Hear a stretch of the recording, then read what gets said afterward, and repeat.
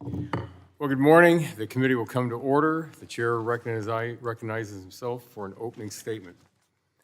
Welcome to today's Energy Subcommittee markup of 8 bills to restore consumer choice, reduce energy and housing costs, remove burdensome regulatory structures. When selecting appliances or equipment for their home or business, Americans take many factors into consideration: cost, reliability, size, and durability, to name a few. It is imperative to consumers that they have a wide range of products so they can choose what works best for their needs.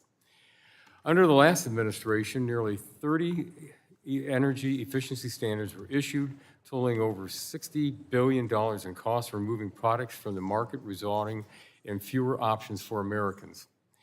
H.R. 4626, the Don't Mess with My Home Appliances Act, would amend the Energy Policy and Conservation Act to reform the statutory procedures for issuing or amending energy efficiency standards. This will result in standards that truly meet the statutory requirements of EPCA and provide both manufacturers and consumers with certainty.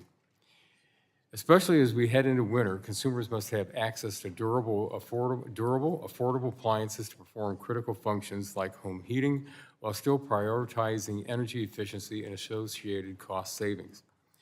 Airtight building envelopes are also important for consumers, especially in the colder months, to keep warm and to keep the warmth in and utility bills low. That is why the subcommittee will be considering H.R. 4758, the Homeowner Energy Freedom Act, to repeal sections of the Inflation Reduction Act that essentially bribe states to recklessly adopt unamended building codes. Brian Tebelkemp, a witness in September's legislative hearing, said it best: "I think we can all agree that American families deserve safe, strong, and efficient homes, but we need to have a better pathway forward that gives local control, encourages innovation, and keeps homes within reach of Americans." The passage of H.R. 4758 is an important step towards accomplishing that shared goal. The subcommittee will also consider H.R. 4690, the Reliable Federal Infrastructure Act, to repeal Section 433 of the Energy Independence and Security Act, which required DOE to phase out fossil fuel use in federal buildings across the country. This policy, which was opposed by even the Obama administration, not only poses a significant national security risk, but it could, in fact, increase energy consumption, as the direct use of natural gas is about 92% efficient compared to 33% for electricity. This is a significant delta. Energy efficiency, not bans, are important to prioritize for our federal buildings. I look forward to considering H.R. 3474, the Federal Mechanical Insulation Act, which is a bipartisan legislation to require an assessment of whether mechanical insulation should be installed or updated in federal building energy audits. This is a common sense measure that truly prioritizes energy efficiency. The subcommittee will also consider H.R. 3699, the Energy Choice Act, which prohibits any state or local policy from banning access to an energy service based on the type or source of energy that is sold. States like New York, which ban natural gas use, are forcing consumers to incur significant costs while jeopardizing their reliability during the winter months. This must change. Duplicative standards and regulations have also impacted housing, appliance, and equipment affordability for millions of Americans. H.R. 5184, the Affordable Homes Act, will repeal duplicative energy efficiency standards for manufactured housing, and H.R. 4593, the Shower Act, will codify a simple definition of a shower head, providing more options for consumers. Lastly, the subcommittee will consider H.R. 1355, the Weatherization, Enhancement, and Readiness Act of 2025, with the understanding that we hope to reach a bipartisan agreement prior to a full committee markup. I thank the gentleman from New York and minority professional staff for continuing to work with us toward a compromise. The legislation before us today represents an opportunity for this committee to implement reforms that reprioritize energy efficiency policies towards the items that matter most to consumers: affordability, availability, and durability. I urge all my colleagues to support these pieces of legislation, and with that, I yield back. And at this time, recognize the gentlelady from Florida's 14th District, the ranking member of the subcommittee, for 5 minutes for an opening statement. Thank you, Mr. Chairman. Colleagues, if Americans were looking for relief from high energy bills and the crushing cost of living, they shouldn't look to the GOP-controlled Congress. Republicans in this committee have not offered one single bill that would lower costs. In fact, their policies have made it worse. Despite the urgings of advocates all across the political spectrum, Republicans ended tax credits, rebates, and incentives to lower electricity costs while cheering the Trump administration's sabotage of cleaner, cheaper energy. Now, after shutting down the House of Representatives for almost 2 months to avoid addressing the healthcare crisis and to dodge a vote to release the Epstein files, Republicans are offering nothing of substance to tackle the crushing cost of living. Meanwhile, household electricity prices are up 11% this year. 1 in 3 households is cutting back on basic necessities to afford their energy bills. At least 102 electric and gas utilities have either raised or proposed higher rates. That will go into effect next year. The Joint Economic Committee minority just released an analysis that says on average, they project that American households will pay approximately $100 more per household in electricity costs this year. In Kentucky, it's $190. In Ohio, $160. So what are Republicans offering today? Any policies to lower the cost of living? No, they are taking away important tools that help consumers save money, like energy-efficient appliances and code upgrades. Republicans argue that energy efficiency increases costs. Of course, that's not true. The Energy Policy and Conservation Act explicitly requires standards to result in significant energy conservation and be technologically feasible and economically justified. This committee actually should be doing more to help our neighbors back home save money through energy efficiency, because studies show that household electric upgrades like rooftop solar and storage or heat pumps that replace electric resistance heating could meet 100% of the projected energy demand growth from data centers while cutting bills for families and strengthening the grid. Appliance standards save households more than $500 in energy bills each year. And it's projected that homeowners will save $15,000 for homes built using the updated building codes compared to the old ones. Efficiency standards reduce more energy waste than any other federal initiative, and they work in tandem with federal programs like the Weatherization Assistance Program, which helps households save money on their electric bills and make homes more resilient to extreme weather. That's why Representative Tonko's bill that would reauthorize and update this program is so important, and I encourage the committee to advance it. There are concrete ways we can reduce the cost of living and inflation right now, especially relating to energy. Congress should address Trump's arbitrary and illegal tariffs that are increasing costs on products like steel and aluminum that underpin the energy system.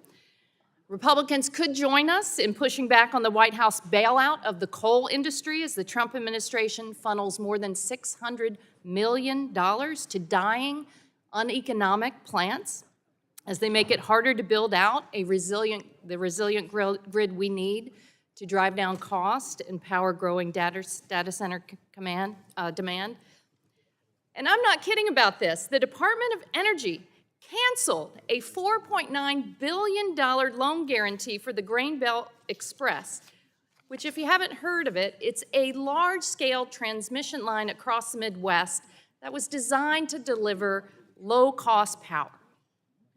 That's insane, really, isn't it? And last month, the Grid Deployment Office canceled 25 awards, including $464 million in grid resilience and innovation partnerships funding for transmission lines.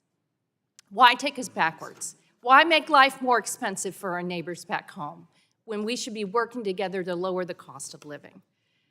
As our neighbors back home struggle with skyrocketing electric bills, this committee should be working together to lower costs and solve problems. They deserve so much better than what this committee is offering.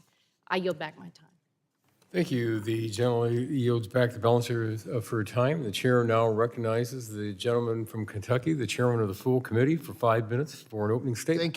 Thank you, Chairman Latta, and thanks to the members of this subcommittee for the important work on this markup. And over the last several months, this subcommittee has held hearings to examine building and compliance policies that have driven up prices for consumers, distorting local decision-making processes and discouraging innovation while exacerbating strains on our electric grid.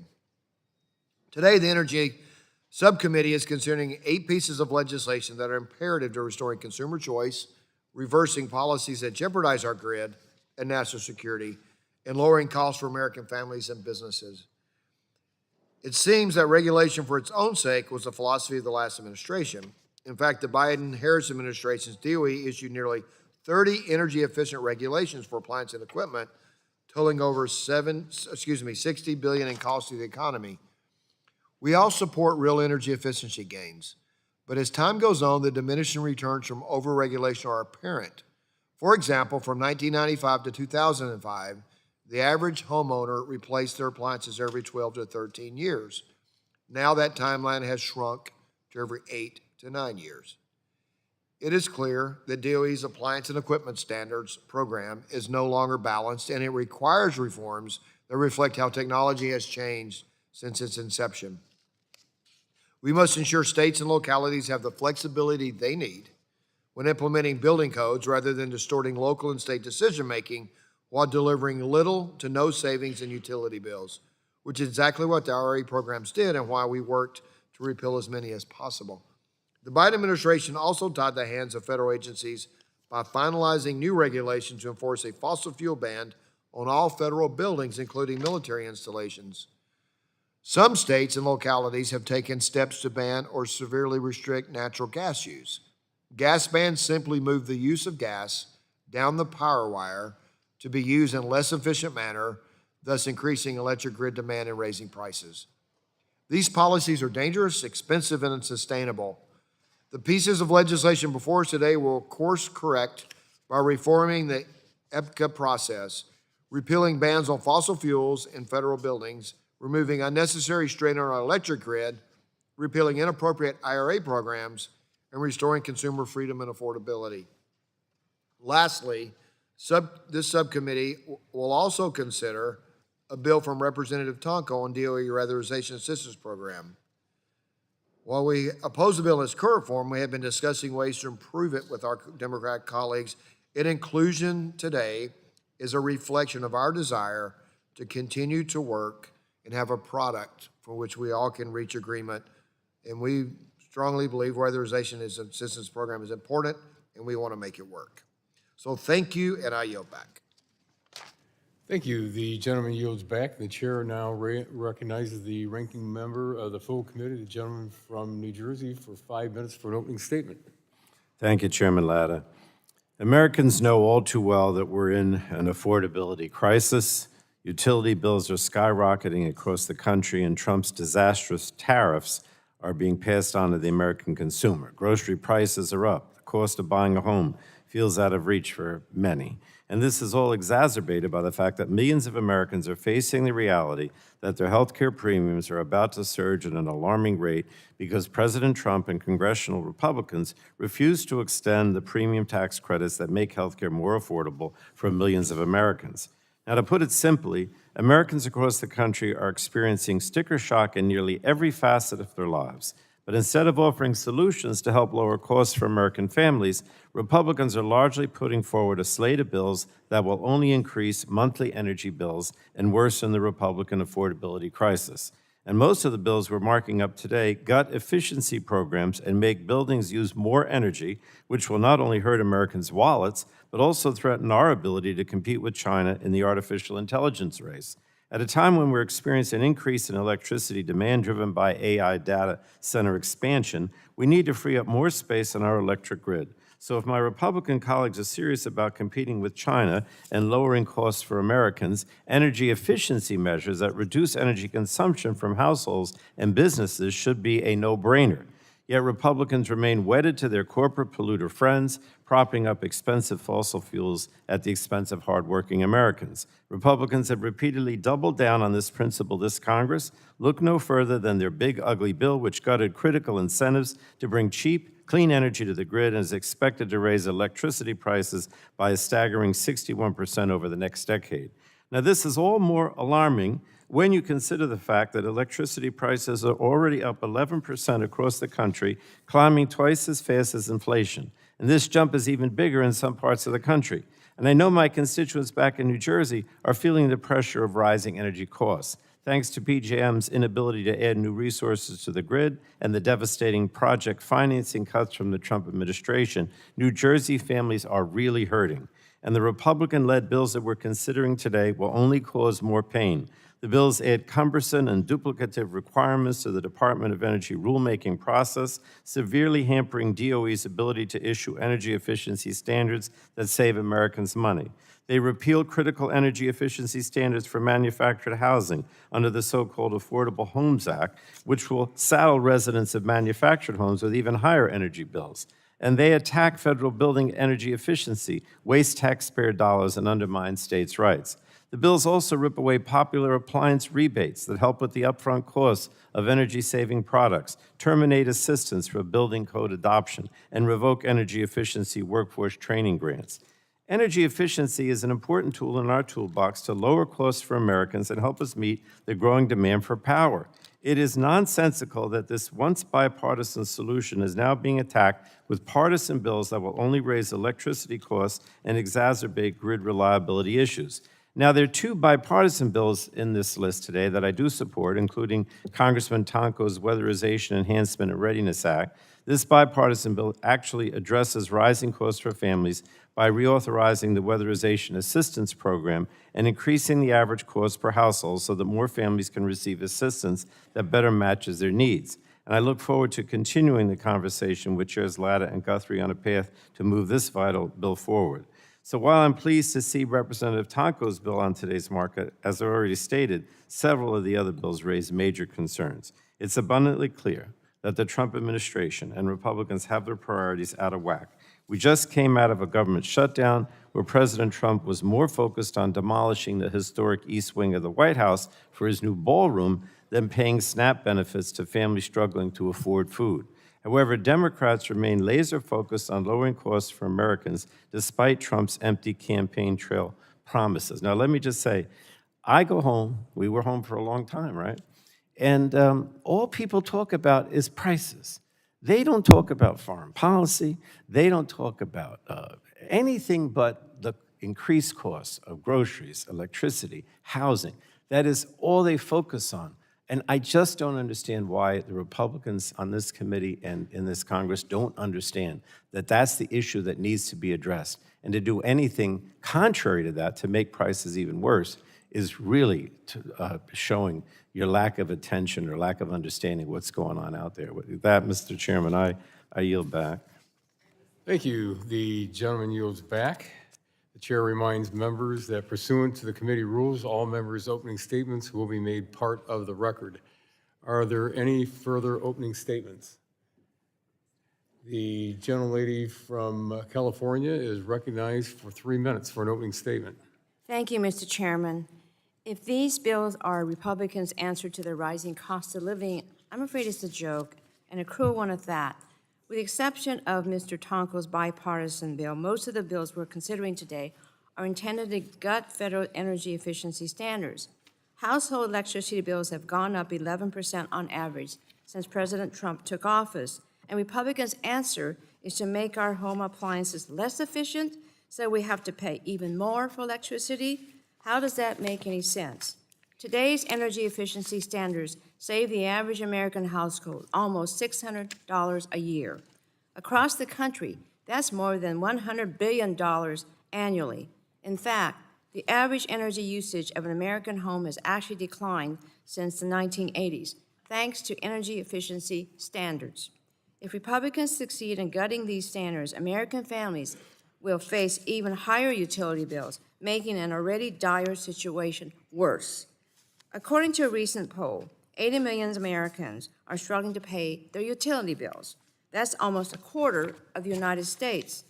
No one should have to choose between keeping the lights on and putting food on the table. This is a crisis, and it's going to get worse if we don't get serious about it. The American people are tired of broken promises. President Trump ran on reducing the cost of living, but instead of working with Democrats on serious solutions, Republicans are still pursuing the same old culture war nonsense. Meanwhile, President Trump is throwing lavish parties at Mar-a-Lago and showing off his new ballroom designed to wealthy people. I urge my colleagues to listen to their constituents, because you might be surprised to learn that energy efficiency standards are extremely popular. According to a Consumer Records survey conducted earlier this year, 82% of Republican respondents agreed that home appliances should be required to achieve a minimum level of efficiency.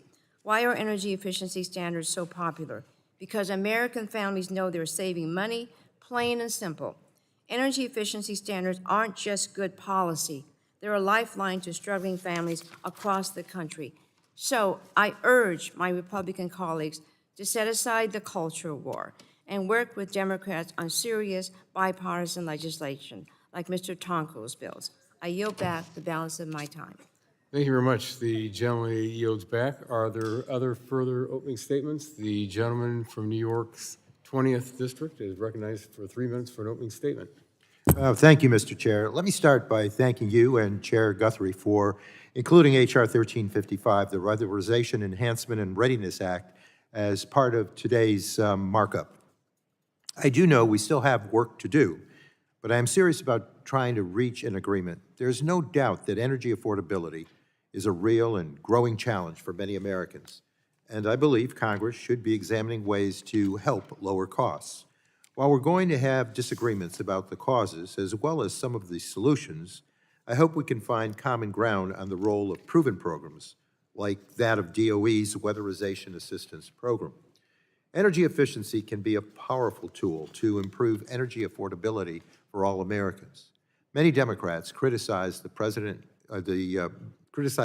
Trump's budget reconciliation bill for repealing key energy tax credits, which I believe was a terrible policy decision for many reasons.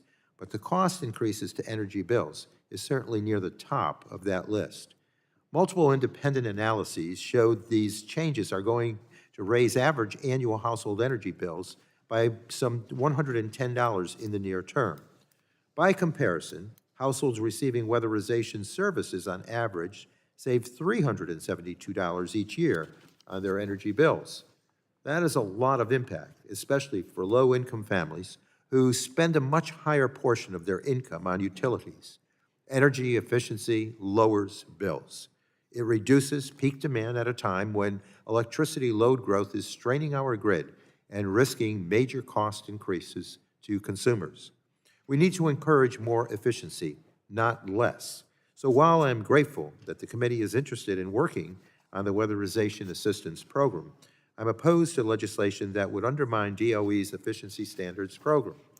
If not for today's standards, the average U.S. household would be paying some $576 per year more on utility bills.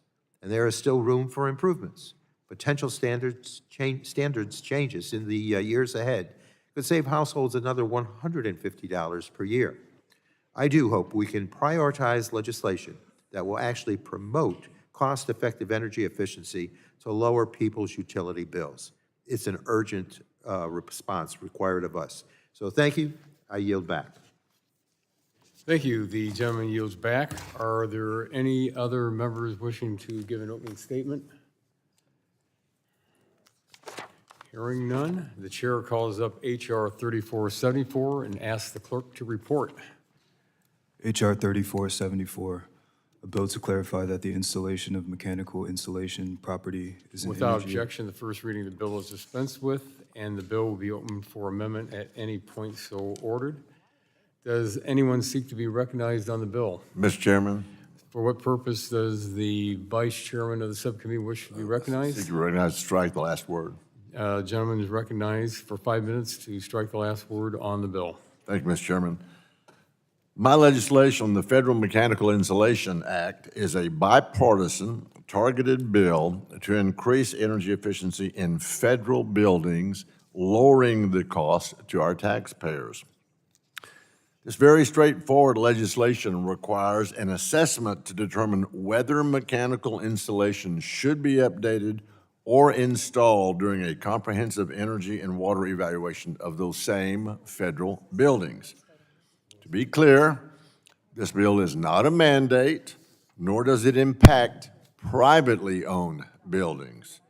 When it comes to increasing energy efficiency and lowering costs to taxpayers, assessing the benefits of upgrading or installing mechanical insulation in federal buildings is low-hanging fruit. Why is the bill necessary, you may ask yourself?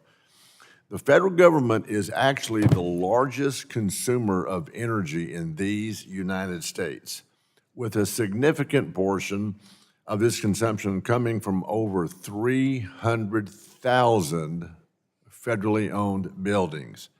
By adding this consideration, and I know because I was in the air conditioning business for 35 years, by adding this consideration, federal buildings stand to significantly improve their energy efficiency. Simply put, Mr. Chairman, in a time when each and every electron and dollar matter now more than ever before, this bill ensures, folks, your federal government is operating more efficiently than ever. The Federal Mechanical Insulation Act prioritizes true energy efficiency, and I hope and urge my colleagues to support this legislation. Mr. Chairman, I yield back. Thank you. The gentleman yields back. Are there any other members wishing to give remarks on the bill? Hearing none, are there any amendments on the bill? Seeing none. The question now occurs on adopting H.R. 3474. All those in favor say aye. Aye. Those opposed, no, nay. The ayes have it, and the bill is adopted and forwarded to full committee. Chair calls up H.R. 3699 and asks the clerk to report. H.R. 3699, a bill to prohibit states or local governments from prohibiting or limiting the connection, reconnection. Without objection, the first reading of the bill is dispensed with, and the bill will be open for amendment at any point so ordered. Does anyone seek to be recognized on the bill? Mr. Chairman, For what purpose does the gentleman from New York, I'd like to speak. 23rd District, seek recognition? I'd like to speak on H.R. 3699. The gentleman is recognized for 5 minutes to speak on the bill. Thank you, Mr. Chairman, and I move to strike the last word. As this committee considers the Energy Choice Act, it's critical that we ground this discussion in reality, in what is actually happening across the country and how these energy bans are affecting families, businesses, and entire regional grids. The debate today isn't theoretical. States and localities are already restricting and banning energy sources, and the consequences are real, they're measurable, and they're harmful. We don't have to guess what happens when local governments start banning entire fuel types. We've already seen it. In Brookline, Massachusetts, officials attempted to ban natural gas, heating oil, and propane in new buildings. And that effort was struck down by their state's attorney general not once, but twice, because it would have raised housing costs, reduced reliability, and conflicted with statewide energy laws. Brookline's bans created uncertainty for builders and homeowners and highlighted exactly why piecemeal local prohibitions on energy sources cannot form the backbone of national energy policy. But Brookline isn't alone. In California, multiple cities have restricted natural gas infrastructure, and some communities have attempted to limit diesel backup generators, the very systems hospitals and telecom networks rely on during wildfire-related blackouts. In Colorado, Denver's building rules effectively phase out gas equipment in large buildings. Again and again, we've seen that bans, whether on fossil fuels or renewables, create cost spikes, undermine reliability, and leave downstream communities holding the bill. These bans also worsen the housing affordability crisis. According to the National Association of Home Builders, forcing all electric construction adds at least $15,000 to the cost of a new home. Nearly 75% of American households cannot afford a median-priced new home, and energy bans push that number even higher. Older buildings in cities simply cannot convert to all electric without expensive rewiring, panel upgrades, and retrofits, all of which fall directly on the backs of renters and homeowners. And the energy bill impacts are stark. In winter, a typical natural gas household pays roughly $602 for heat. The same house forced onto electricity alone pays $1,037, a 42% increase. In colder climates, electric heating can cost 2 to 3 times more. Over the last decade, affordable American natural gas has saved consumers $125 billion. Energy bans would erase those savings overnight. In Winter Storm Elliott, in my region in Western New York and the Southern Tier, showed exactly why energy bans are dangerous. More than 60 people lost their lives in Western New York, many in their own homes, freezing to death, because the grid failed and they had nowhere else to turn. Families who had natural gas, propane, wood, heating oil, or generators, they survived because they had options. Winter Storm Elliott proved that in the harshest way possible, energy diversity saves lives. In New York, if they had banned those fuels, the death toll wouldn't have been dozens. It would have been hundreds, if not thousands. Simply put, the Energy Choice Act restores common sense. It protects affordability, reliability, and consumer choice. It stops destructive bans, and it preserves the diverse energy mix Americans rely on every single day. And I urge my colleagues to support this bill. And before I yield back, I'd like to submit letters of support for the record for the Energy Choice Act from several of the 35 organizations that support the Energy Choice Act. Without objection, so ordered. And with that, I yield back, Mr. Chairman. Thank you very much. The gentleman yields back. Is there further discussion? The gentlelady from New York's 14th District is recognized, or I'm sorry, seeks recognition. Thank you. I'd like to move to strike the last word. The gentlelady is recognized to strike the last word for 5 minutes. Thank you. And I'd like to comment on my fellow New Yorkers' bill, H.R. 3699, the Energy Choice Act. Now, hearing the gentleman's argument here around energy source bans, I think it's important for us to take a look at the actual text here, because this bill states, quote, "A state or local government may not adopt, implement, or enforce a law or regulation that not only prohibits, but it also bans limitations and regulations on this regarding connection, reconnection, modification to an energy service based on a type or source of energy that is sold." Now, this, I think, creates some complicated problems here. Because when we seek to prohibit limitations, we're talking about limiting states' rights to enforce safety codes, order emergency shutoffs where necessary, and protect residents from gas leaks, explosions, and pollution. In fact, the law could prevent state utility commissions from conducting oversight on utility rates. We have had and seen in places like during the Texas blackout, when you had dramatic natural disaster events where utility companies will skyrocket, and you need a state intervention to protect consumers, to prevent price gouging in these situations. I have a question for council here. The language here does appear to prohibit a state utility commission from requiring an electric utility to offer a curtailable service. For example, given that the bill does this, would it potentially cut off service, prevent service that can be cut off if there's not enough power to, for example, a data center? Can you repeat the question?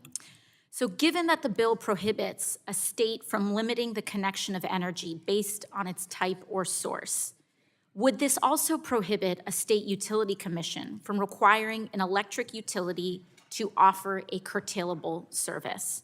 For example, a service that can be cut off if there's not enough power, for example, to a data center. That would be a policy question. A policy question. Now let me try another way. Council, if a state law mandated certain safety standards or equipment on a natural gas distribution line, would that be allowed under this law? That would Does it indirectly limit the distribution of an energy service? That would also be a policy question. So this is up to interpretation. This opens the door to a lot of problematic stripping of state and local power to conduct oversight on problematic sources of utility. In fact, I interpret this bill's text to mean that state regulators will not be able to assert necessary oversight that protects Americans from surging energy prices or to mandate even basic safety standards in areas of potential danger depending on gas source. That means a state or local government cannot step in and protect people from a greedy utility company trying to make a quick buck in the crisis. And I think it's important to assert that this bill would deny state and local governments the right to manage or prevent dangerous gas-related events as well. And so I vehemently oppose this bill and urge my colleagues on both sides of the aisle to consider some of the unintended consequences in prohibiting any limitations and stripping state utility, local and municipal utility power in being able to regulate bad actors on the state and local level. With that, I yield back. Thank you very much. Gentleman yields back. For what purpose does the gentleman from Colorado seek recognition? Mr. Chairman, move to strike the last word. The gentleman is recognized for 5 minutes. Speak on the bill. Thank you, Mr. Chairman. And I want to speak today in strong support of the Energy Choice Act, of which I am a proud co-sponsor. And I also want to extend my gratitude to the gentleman from New York for championing this important legislation. Some of the same disastrous energy policies that we're seeing in places like New York and California, as mentioned, are already taking root in my home state of Colorado. Beginning in 2022, politicians in cities like Boulder and Denver started mandating electrification and phasing out natural gas and common use appliances that utilize natural gas in new construction.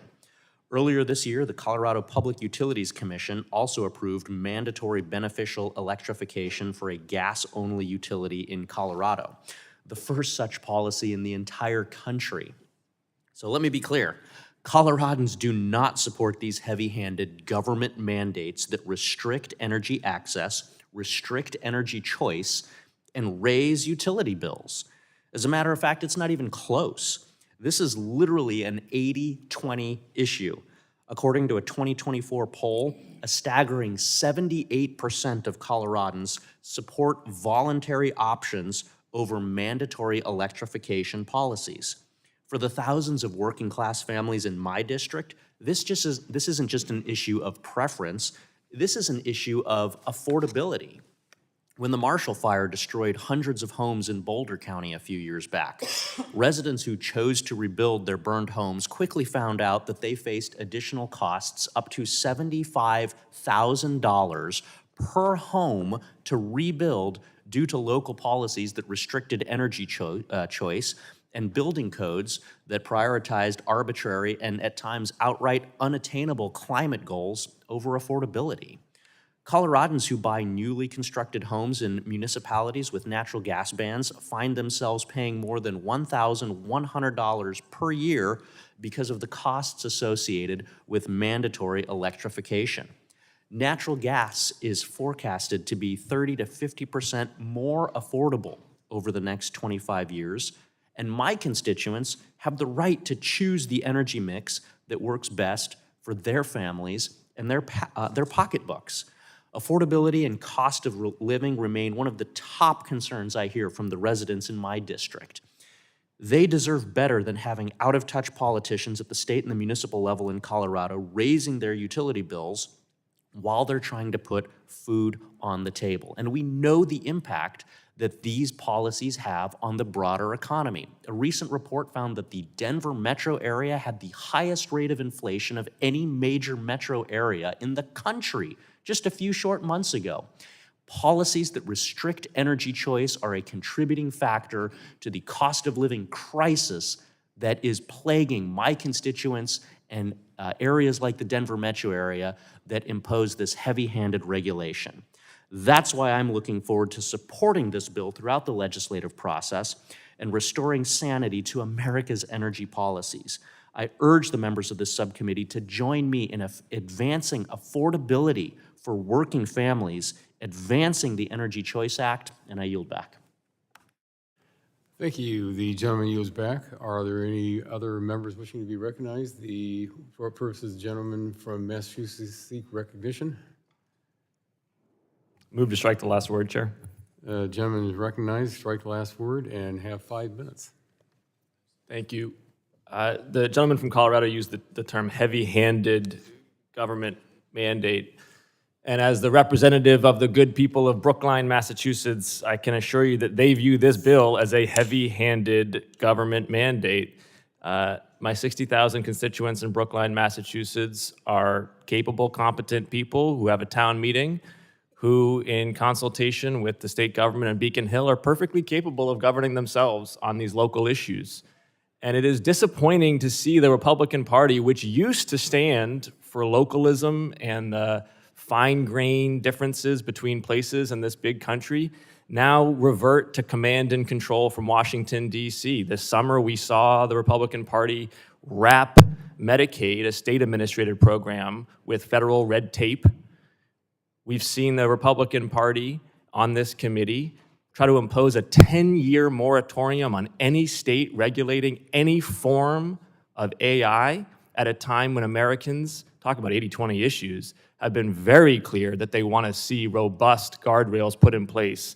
And now, we're trying to prevent states and cities, as my colleague from New York, Ms. Ocasio-Cortez, put out, from cracking down on bad actions by utility companies or by transitioning to sources of energy that are going to be more sustainable and more cost-effective.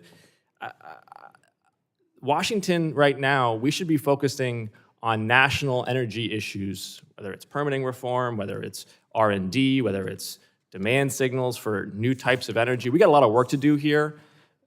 Brookline, Massachusetts decision-making on natural gas is not one of them, and I would encourage the Republican Party to cease this infatuation with command and control from the nation's capital. I yield back. Thank you. The gentleman yields back. Are there any other members seeking recognition? The gentlelady from Florida, the ranking member, seeks recognition To strike the last word. Strike the last word. She is recognized for 5 minutes. Thank you, Mr. Chairman. Colleagues, Republicans on the committee have portrayed this bill as an effort to promote community energy choice and as a way to push back on the so-called gas bans, but the bill goes much farther than that. Congresswoman Ocasio-Cortez, Congressman Auchincloss have pointed out some of the flaws in the bill. If you actually read the language, it is a sweeping power grab that overrides state and local laws, could impede safety standards, and it makes it harder for utilities to do the work of grid planning. It's full of vague language that would upend decades of established practice meant to protect the public. I would say it's a recipe for chaos and higher cost at a time when folks simply don't need any more chaos and higher cost in their lives. I have a sincere concern as well that the bill will make our communities less safe. My neighbors in Florida know how quickly our local utilities must respond to emergencies. Many of you all do. In many communities that face floods or wildfires or grid failures, utilities will order emergency shutoffs, but this bill could block cities and counties from doing that. Another example, municipalities often have protections to deny high-risk hydrogen or propane installations near homes and schools or hospitals, but this bill would block those protections. The bill could also prevent local governments from enforcing local building, fire, and electrical safety codes. It could interfere with approving or siting of new gas stations, and it could make it harder to regulate neighborhood gas lines to prevent leaks and explosions. Builders and inspectors and utilities all depend on stable federal regulation to provide clear rules.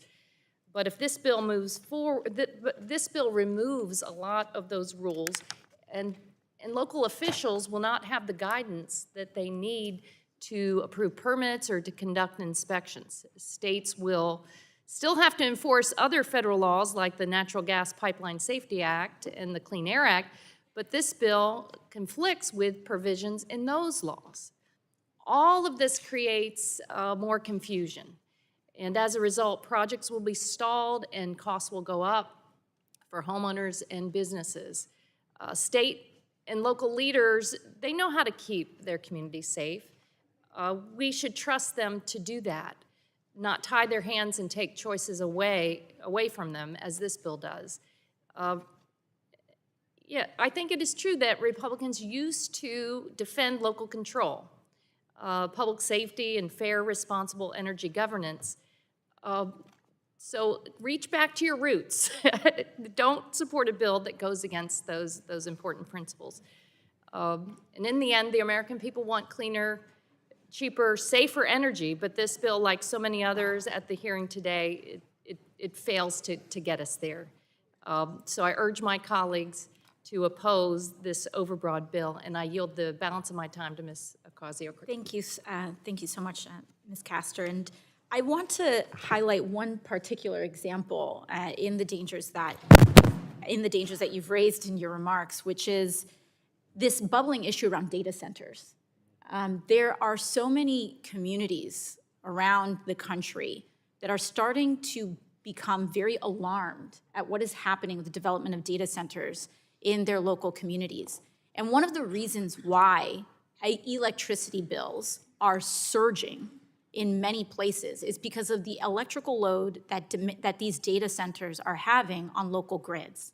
And one way that we can have this balance and strike a balance here is if a state or a local government wants to exercise their right to say, hey, if you're gonna put in all this extra load on a grid, then you should chip in helping improve that grid so that working class people don't have to pay for all of the extra supply that they are sucking up in driving up prices. This bill could totally prevent a state or local government from implementing reasonable regulations on data centers and the energy that they consume to prevent prices from getting jacked up on working class Americans across the country. And so I just wanted to raise this awareness and put a finer point to support the ranking member's argument. Thank you. Thank you. Yield back. The gentlelady yields back. For what purpose does the gentlelady from Florida seek recognition? Thank you, Mr. Chairman. I wanted to be heard and yield my time to the gentleman from New York. Thank you very much, Mr. Recognized. Chairman. None of these things would be prohibited under the Energy Choice Act. This is about stopping regulators from wholesale prohibitions on the type of energy, not governing whether a data center can get energy from the grid during a weather event. I mean, we're muddling here our hate for natural gas in data centers from the intent in the actual execution of this bill. There's nothing sustainable or cost-effective on these prohibitions based on source of energy that my colleagues on the other side of the dais are talking about. It's actually driving costs up. I mean, my colleague from New York, I mean, we have an electricity generation crisis in New York.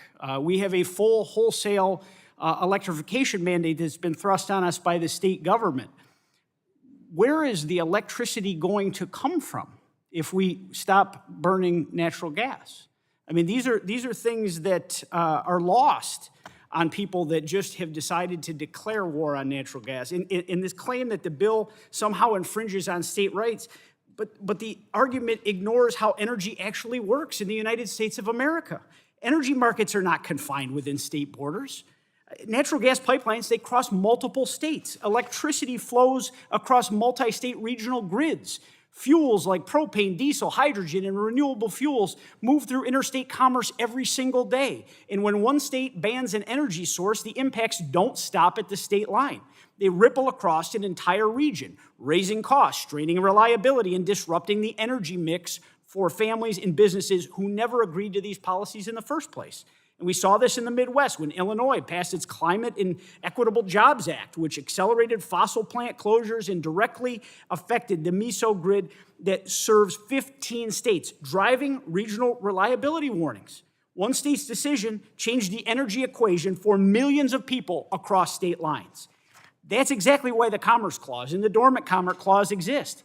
States cannot erect barriers that interfere with national energy markets. The Energy Choice Act respects every state's right to regulate siting, building codes, environmental permitting, safety, and local land use. but it prevents states from imposing total bans that discriminate against lawful fuels in interstate commerce. This bill protects constitutional balance and ensures that no state can destabilize an entire region's energy system. And I yield back, Mr. Chairman. Yield the balance of my time to the chair. Thank you. The gentleman yields back. Are there others? For what purpose does the gentleman seek recognition from New Jersey? Move to strike the last word. The gentleman is recognized for 5 minutes. Strike the last word. Thank you, Chairman. I join my colleagues in just continuing to point out what this committee and what House Republicans have done this entire Congress, which is undermine one of their core pillars of their party, which is state rights. And you cannot avoid the fact that the beginning of the text in Section 2 says a state or local government may not. So you are dictating to states what they can do. And my colleague from Massachusetts is correct when you talk about the AI moratorium. It's a continuous pattern of undermining states and municipalities from doing that which they see best. It was also said that that states are restricting energy choice, yet you were all silent when the Trump administration issued a stop work order on Revolution Wind, which was 80% complete off the coast of Rhode Island. Where was your demand for energy choice then?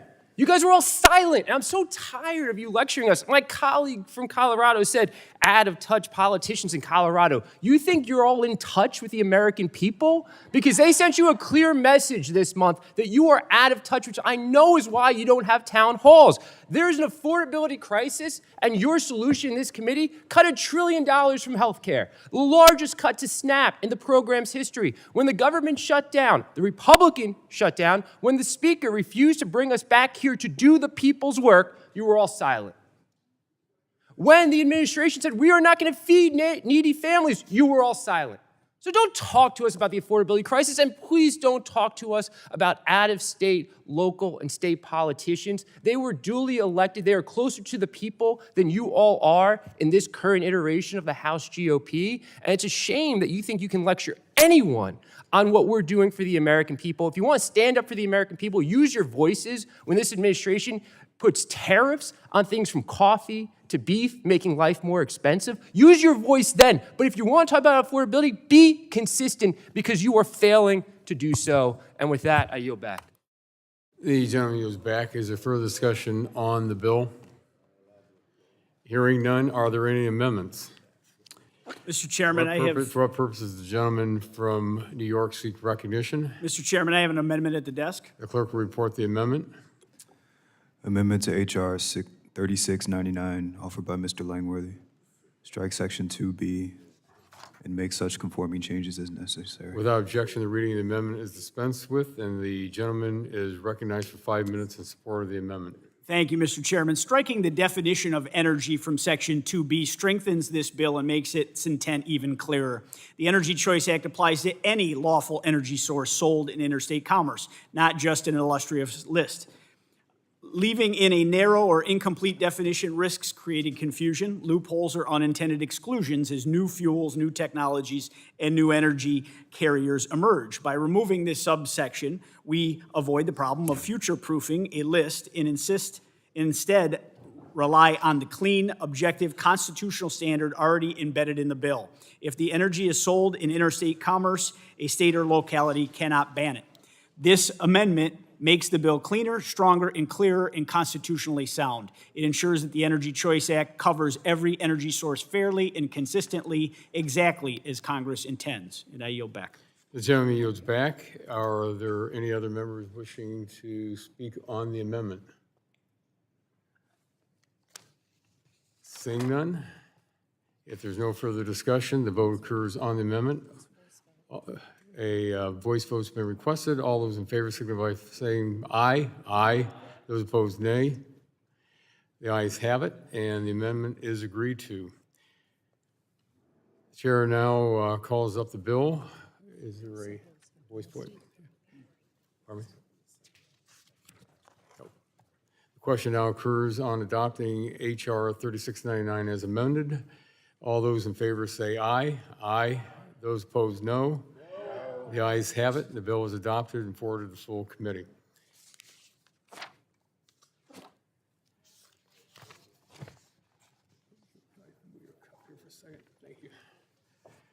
The chair calls up H.R. 5184 and asks the clerk to report.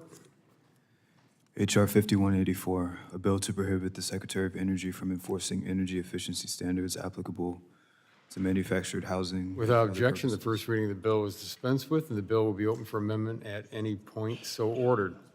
The chair recognizes himself for 5 minutes in support of the bill led by the gentlelady from Indiana's 9th District.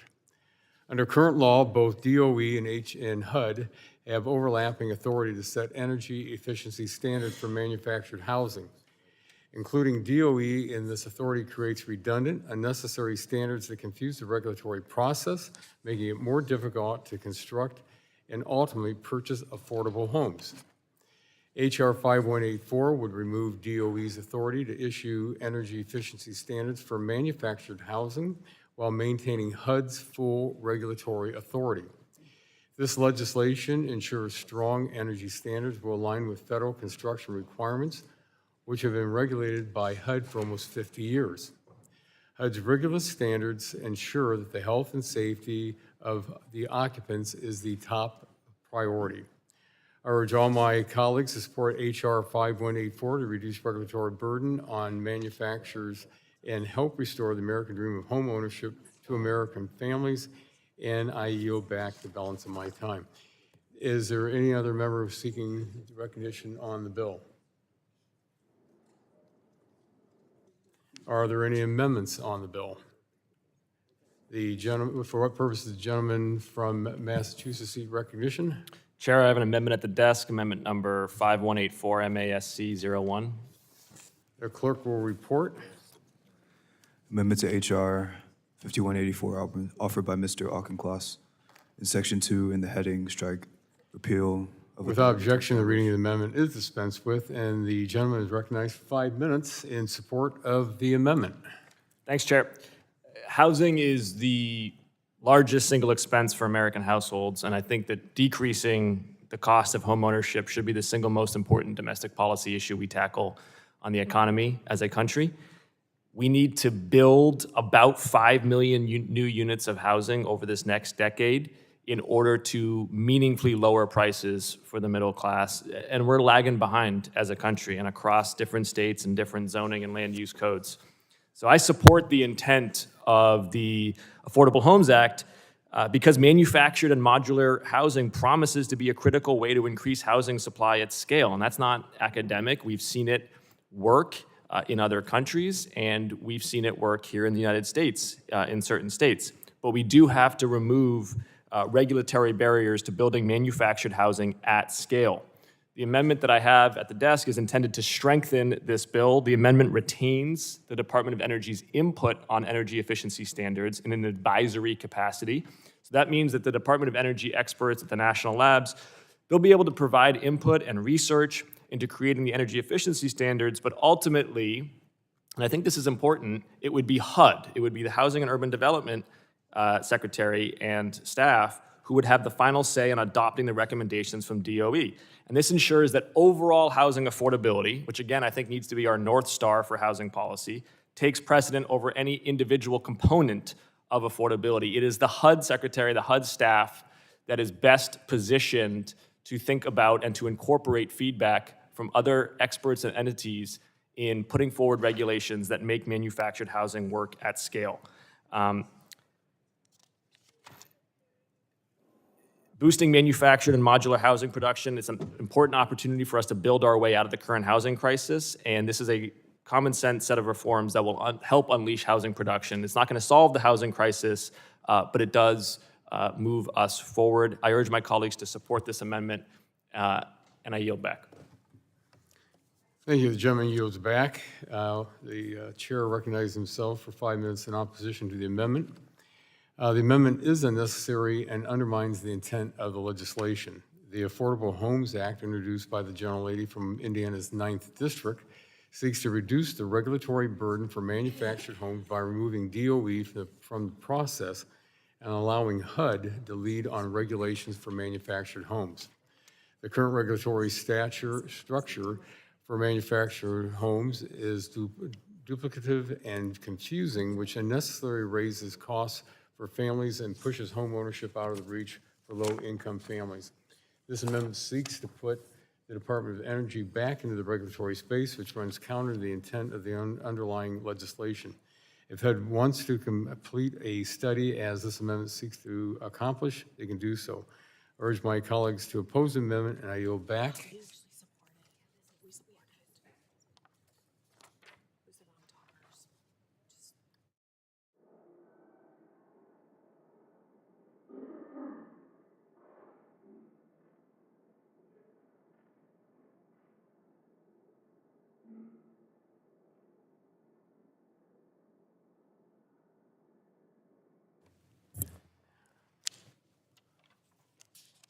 In retrospect, we're going to support the amendment. We're going to support the amendment. Chair, the ranking member from New Jersey is recognized for 5 minutes on the amendment. Thank you, Mr. Chairman. Manufactured homes are an important source of affordable housing in the U.S., but residents of these homes face high energy bills and health hazards due to historically weak building standards. Thankfully, in May of 2022, the Department of Energy finalized a court-mandated and long-awaited energy conservation standard for manufactured homes that is projected to save residents $5 billion in costs, even when upfront costs are included. Unfortunately, H.R. 5184 attempts to prevent American families that live in manufactured housing from benefiting from energy efficiency standards by repealing the May 2022 rule. The bill also removes DOE's authority to set efficiency standards for manufactured housing and shifts the responsibility to the U.S. Department of Housing and Urban Development, an agency that does not specialize in energy efficiency standards. Prior to the passage of the Bipartisan Energy Independence and Security Act of 2007, HUD was responsible for setting energy conservation standards for manufactured homes. However, HUD failed to meaningfully update the standards since 1994, leaving manufactured housing residents saddled with high energy bills. In other words, these residents have gone over 30 years without an updated standard until the Department of Energy issued its final rule in 2022. Energy costs for manufactured homes are about 70% more per square foot compared to site-built homes, and nearly 40% of manufactured housing residents face a high energy burden. Given the recent concerning trends on energy costs, it's even more important than ever that we maintain DOE's standard. We're seeing electricity costs shoot up across the country, and absent protective standards, manufactured housing residents will pay the price. Additionally, Department of Energy is the appropriate entity to set energy efficiency standards because they have the necessary expertise that HUD lacks. Yet H.R. 5184 cedes energy and commerce jurisdiction and moves this authority to an agency that failed to protect manufactured housing residents from high energy bills and health hazards for over a decade. I, for one, cannot support giving up this great committee's jurisdiction at the expense of the American people's wallets and safety, and I'm shocked that committee Republicans are content to cede jurisdiction here. I understand that supporters of this bill are concerned with increasing access to affordable housing, but this bill will only make living in a manufactured home more expensive. Housing affordability is about more than just the purchase price of a home. We also need to consider how much it costs when people are actually living in these homes, and energy use is a big part of that. So to that end, DOE worked with HUD to set the energy conservation standard for manufactured housing and considered affordability when issuing the final rule. In fact, DOE adopted a tiered approach in the final rule to accommodate the more price-sensitive low-income purchasers. And as I stated before, the immense benefits of this final rule far outweigh any potential increases in upfront costs. So ultimately, these standards reduce, the DOE standards, reduce monthly household energy bills and have other added benefits that can help reduce asthma risk and mold and help residents remain safe in their homes during extreme weather. Now, I appreciate that my colleague, Representative Auchincloss, has offered an amendment to attempt to improve this bill. But unfortunately, I don't believe the amendment addresses the fatal flaws in the underlying bill. It would allow DOE to make efficiency recommendations to HUD for these homes, but HUD could and probably will ignore those recommendations. HUD completely shirked its responsibility to meaningfully update the standards and provide cost savings to manufactured housing residents. So why should we entrust them to do it now? And the amendment leaves in place a section of the bill that nullifies DOE's recent manufactured housing rule, jeopardizing billions in energy savings for manufactured housing residents. So I strongly oppose the bill. Families that live in manufactured housing deserve to have efficient and safe homes. We should be raising their standard of living, not lowering it. And with that, Mr. Chairman, I yield back. Thank you very much. Are there any further members seeking recognition? The gentleman from California seeks recognition for what purpose?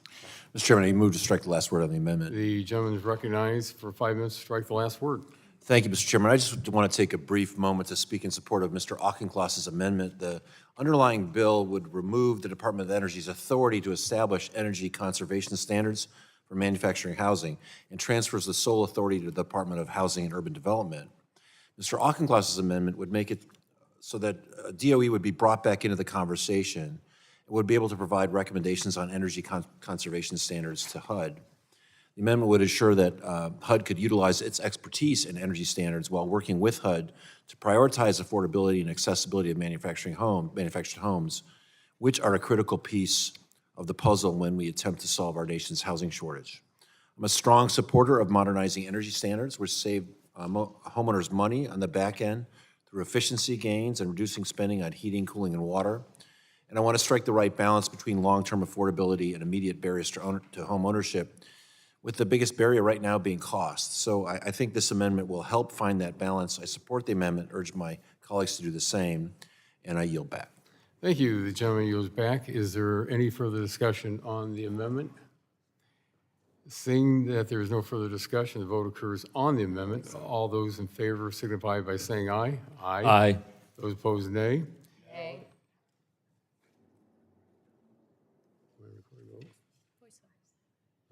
Well, the ayes have it, and the amendment is agreed to.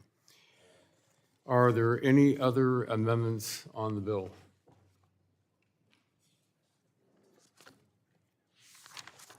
Seeing none, the question now occurs on adopting H.R. 5184 as amended. All those in favor signify by saying aye. Aye. Aye. Those opposed, no. No. The ayes have it. The bill is adopted and forwarded to the full committee.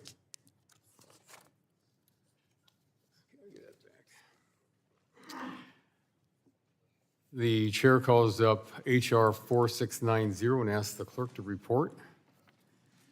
H.R. 4690, a bill to amend the Energy Conservation and Production Act to repeal certain federal building energy efficiency Without performance objection, the standards. first reading of the bill is dispensed with, and the bill will be open for amendment at any point so ordered.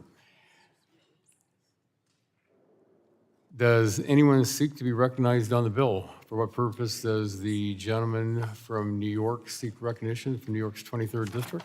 Mr. Chairman, I want to speak on the bill HR 4690. The gentleman is recognized. I want to thank you for minutes. including the Reliable Federal Infrastructure Act in today's markup, Mr. Chairman. This legislation addresses a critical flaw in federal energy policy, one that has real-world consequences for reliability, national security, and cost-effective infrastructure planning. As it stands today, the federal building standards and certification systems actively discourage or penalize the use of natural gas and other fossil fuels, even when those systems are proven to be cleaner, more resilient, and more affordable in certain applications. Section 433 of the Energy Independence and Security Act effectively phases out fossil fuels in their use in federal buildings, forcing a one-size-fits-all electrification mandate, regardless of regional climate, mission-critical facility needs, or impacts on the grid. These policies don't just drive up construction and operational costs, they undermine energy security for facilities that must never go dark. Think about federal installations like VA hospitals, military bases, research labs, DHS facilities, emergency response centers. These buildings require assured energy reliability, not just during normal operations, but during extreme weather, cyber threats, or grid failures. Localized backup generation and hybrid energy systems are essential to resilience, and yet under current policy, these assets are treated as liabilities, simply because they rely on natural gas or other fuels. It's telling that even former President Obama called for the repeal of Section 433, citing technical infeasibility, major cost burdens, and operational risks to national defense installations. Our amendment makes technical corrections to ensure Section 433 and its implementing regulations are fully repealed, while still preserving high-performance energy standards and certification systems. It restores energy neutrality, meaning buildings will be judged on their actual efficiency and performance, not on whether they use one energy source or another. This is pro-resilience, pro-choice, pro-performance position. And when you allow energy sources to compete based on costs, reliability, and emissions, not ideology, you get better outcomes for taxpayers, for facility operators, and for the grid.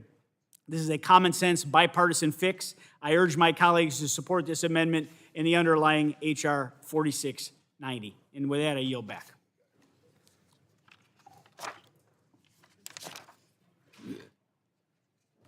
Just to make clear, the gentleman just offered his Ains. Yes. If the clerk will report the amendment. Amendment in the nature of a substitute to H.R. 4690, offered by Mr. Langworthy. Strike all after the enacting clause and insert the following section.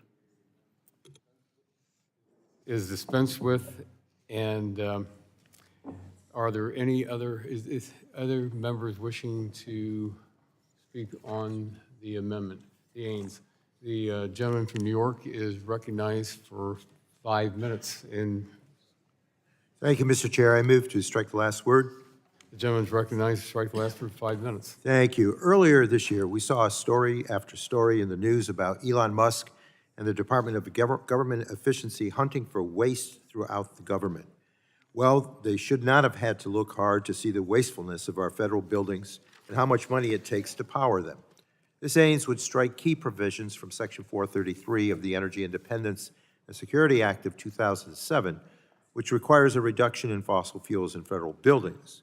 Section 4033 requires new and renovated federal buildings to make incremental progress toward phasing out their use of fossil fuels. And while the Department of Energy had been slow to implement the requirement, we're in a much better place today to achieve these goals compared to the efforts of 2007. In the near 2 decades since this section's enactment, there have been major technological advancements in the design and the operations of buildings. There are cost-effective, well-performing alternatives for space heating, for water heating, and for many appliances. Just look at heat pumps. Their availability and performance, including in cold climates, has improved considerably since 2007. And the federal government can be helpful in supporting the continued growth and deployment of American-made heat pumps by taking the initiative and installing them in our buildings, leading by example in promoting energy efficiency and technology adoption.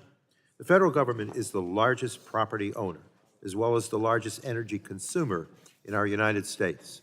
We should be conscientious of that and seek to be good stewards of taxpayers' dollars who are footing those energy bills. Section 433 encourages construction and operation of federal buildings in a manner that reduces energy use, which reduces the federal government's energy bills. It also contributes to reducing demand across our entire energy system, freeing up electrons and natural gas that may be used to power a new factory or heat someone's home. Instead, this bill wants to lock us into the past, regardless of how much technological innovation occurs. Relitigating 20-year-old policy fights just so the federal government can continue to consume wasteful amounts of fossil fuels simply isn't good for taxpayers. And it does nothing to address the pressing energy affordability issues that our constituents are facing. So with that, I encourage members to oppose this bill. And Mr. Chair, I yield back. Thank you. The gentleman yields back. Are there other members seeking recognition? Are there any members seeking recognition to speak on the Ains?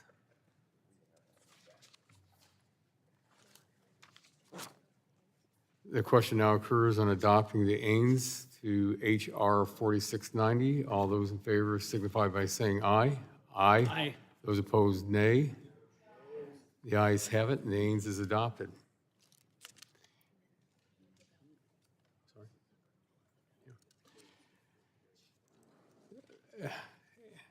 Is there any further discussion on the bill? Hearing none, a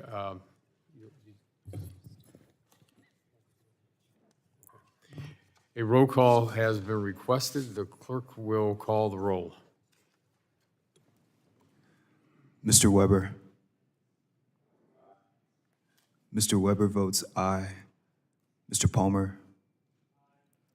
Mr. Palmer votes aye. Mr. Allen. Mr. Allen votes aye. Mr. Balderson. Mr. Balderson votes aye. Mr. Pfluger. Mr. Pfluger votes aye. Mrs. Harshbarger. Mrs. Harshbarger votes aye. Mrs. Miller Meeks. Mrs. Miller Meeks votes aye. Mr. James. Mr. Bentz. Mr. Fry. Mr. Fry. Mr. Fry votes aye. Ms. Lee. Ms. Lee votes aye. Mr. Langworthy. Mr. Langworthy votes aye. Mr. Rulli. Mr. Evans. Mr. Evans votes aye. Mr. Goldman. Mr. Goldman votes aye. Mrs. Fedorchak.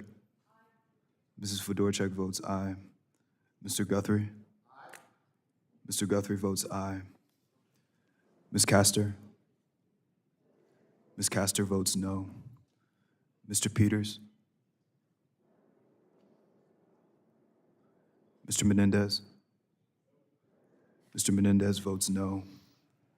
Mr. Mullen. Mr. Mullen votes no. Ms. McClellan. Ms. McClellan votes no. Ms. DeGette. Ms. DeGette votes no. Ms. Matsui. No.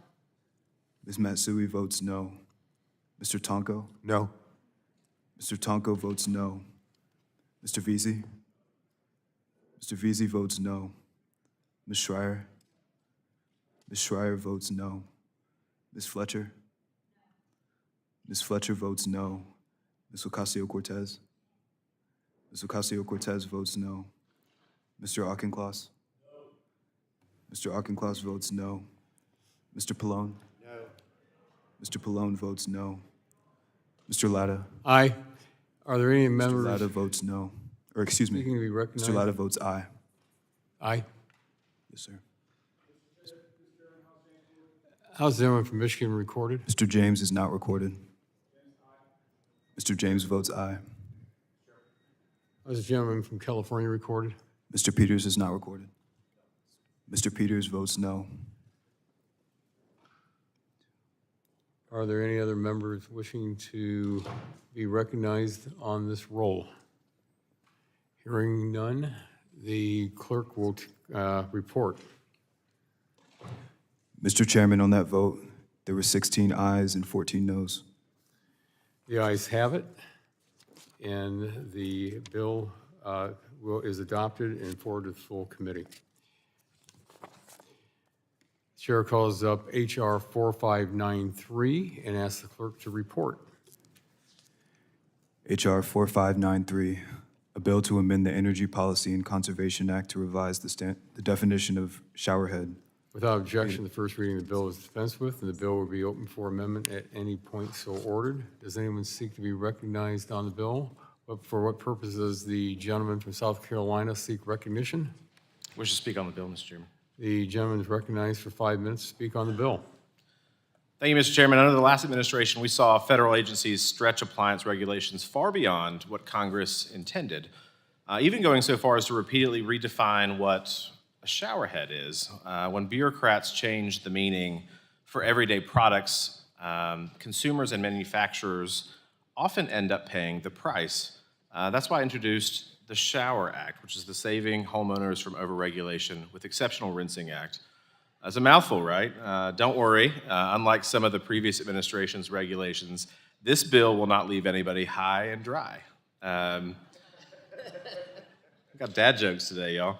The bill is simple. It codifies the industry standard definition of a showerhead, the same one that is used by engineers, plumbers, and manufacturers. That's it. This legislation stops the regulatory ping pong that occurs whenever political control changes hands. It gives families confidence that Washington will not suddenly decide that products in their home need to be redesigned again, and it gives manufacturers certainty so that they can focus on innovation, not guessing what the next administration will reinterpret. The bottom line is this: the Shower Act restores common sense, it protects consumer choice, and it reins in overreach, federal overreach, without costing the taxpayers a dime. It's very simple. I urge my colleagues to support this straightforward bill. Thank you, Mr. Chairman, and I yield back. Thank you. The gentleman yields back. Is there a discussion? The gentlelady from Florida, the ranking member of the subcommittee, for what purpose do you? To strike the last word on the bill. Gentlelady is recognized to strike the last word, 5 minutes. Thank you, Mr. Chairman. Colleagues, many folks have suggested to me that this bill, the Shower Act, is nothing more than a vanity project by House Republicans in the service of President Trump's personal fixation on bathroom and shower fixtures. But it's so much more insidious than this, isn't it? The priorities, the time spent on certain things. Here we are in the middle of an affordability squeeze that our neighbors at home are really feeling. We've watched as House Republicans have ripped health care away. They refuse to address the health care crisis where millions of Americans now are facing astronomical increases to their health care bills because you won't come to the table to negotiate a resolution. Didn't speak up when food aid was illegally withheld during your shutdown of the House for almost 2 months. A lot of people think you shut down the House for that long because you wanted to, again, provide fealty to a president who didn't want the Epstein files exposed. And in the meantime, as all of this was going on, there was an election. And what was the president asked about after the election? Is the affordability an issue? And he said, I don't want to talk about affordability. But what did he want to do? He devoted his energy to giving the White House a makeover. He tore down the entire East Wing to make way for a 90,000 square foot, $300 million ballroom funded by corporations that have a lot to gain. They're in his favor. He's covered the Oval Office in seemingly every surface he can find with bargain bin gold gilding. And his latest project, renovating the Lincoln bathroom, comes complete with golden shower heads. Gatsby parties, dancing girls. Doesn't want to talk about affordability, though. It tells you, all of this tells you exactly what President Trump and Republicans care about. Even if we pretend that House Republicans really care about shower water pressure, there are solutions that don't require wasting this committee's time. It's not due to overregulation. It's probably because of your home plumbing or because of lime scale buildup on the shower head rather than anything to do with the flow rate. You can run down to Home Depot or Lowe's or clean it out. Towards the beginning of his term, this was such a priority for the president, he issued an executive order to end the Obama-Biden war on water pressure and make America's showers great again. That would be funny if we weren't asked as public servants to actually solve problems, real problems, people's health care. Do they have the nutrition? Do kids and older neighbors have the nutrition they need? Americans are struggling to pay their utility bills and they face enormous health care cost hikes. No one's asking this committee to spend our time on this legislation. We don't need to redefine what constitutes a shower head. The only thing this bill does is create more regulatory uncertainty, could lead to rollbacks, which goes against the principles of the Energy Policy and Conservation Act. It would likely only benefit foreign manufacturers who want to import their inferior products to the U.S. Let's not forget that implementing the changes proposed in this bill requires the public servants at the Department of Energy, but the administration fired more and illegally laid off over 3,000 public servants at the Department of Energy. So I'm not sure who's going to be enforcing this anyway. So once again, I wish the Republicans on this committee and the president would be willing to talk about affordability, to engage on real substantive issues that help our neighbors back home rather than pushing these harmful, pointless messaging bills. So I urge you all to oppose this bill. Thank you. I yield back. Thank you. The gentlelady yields back. Is there further discussion on the bill? For what purpose does the gentlelady from Colorado seek recognition? Speak on the bill. Gentlelady's recognized 5 minutes to strike the last word. I just want to associate myself with every single thing that my colleague from Florida just said. It may seem amusing that some staff member must have spent hours trying to figure out how to make this bill have the name Shower Act. It might seem amusing that President Trump is so concerned about the strength of his showers at the White House that my colleagues in Congress feel the need to legislate on this. But in truth, Rome is burning. And I'm not going to repeat myself to everything that Congresswoman Castor just said, all of which is true. But I want to point out what we learned in the last couple of months, because the premium tax supports are expiring for millions of people who are on the exchanges at the end of December, and approximately 5 million people are going to lose their health insurance coverage because of this, in addition to the 10 million people who are going to lose their Medicaid benefits under the H.R. 1, which was passed earlier this year, the big, I call it the big bad bill, for a total of 15 million Americans at a minimum who are going to lose their health insurance. And after being gone for 7 weeks, because Speaker Johnson didn't want to bring the House back into session, even though the Senate was in session, and even after the shutdown, the Health Subcommittee has no markups, it has no hearings, it has no nothing scheduled between now and the end of the year. And yet we're talking in a very cute and humorous way about shower heads.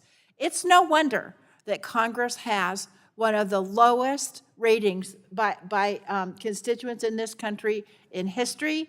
And I might suggest to my colleagues across the aisle that they might want to get serious about the real affordability issues in healthcare, in utility costs and energy costs, in food, in everything else, and work in a bipartisan way to make this a reality. Otherwise, it's just performative, and I'm offended by that. I yield back. The gentlelady yields back. Are there any further members? The gentlelady, for what purposes, gentlelady from Washington seek recognition? I'd like to speak on the bill, Mr. Chairman. The gentlelady is recognized for 5 minutes to strike the last word on the bill. I am just mind-boggled by this whole conversation today. Like, why at a time when people are having trouble paying their bills, whether that's a water bill or an energy bill, you are talking about undermining efficiency standards. It is one of the simplest ways to decrease energy costs for people in this country who are struggling to pay their bills.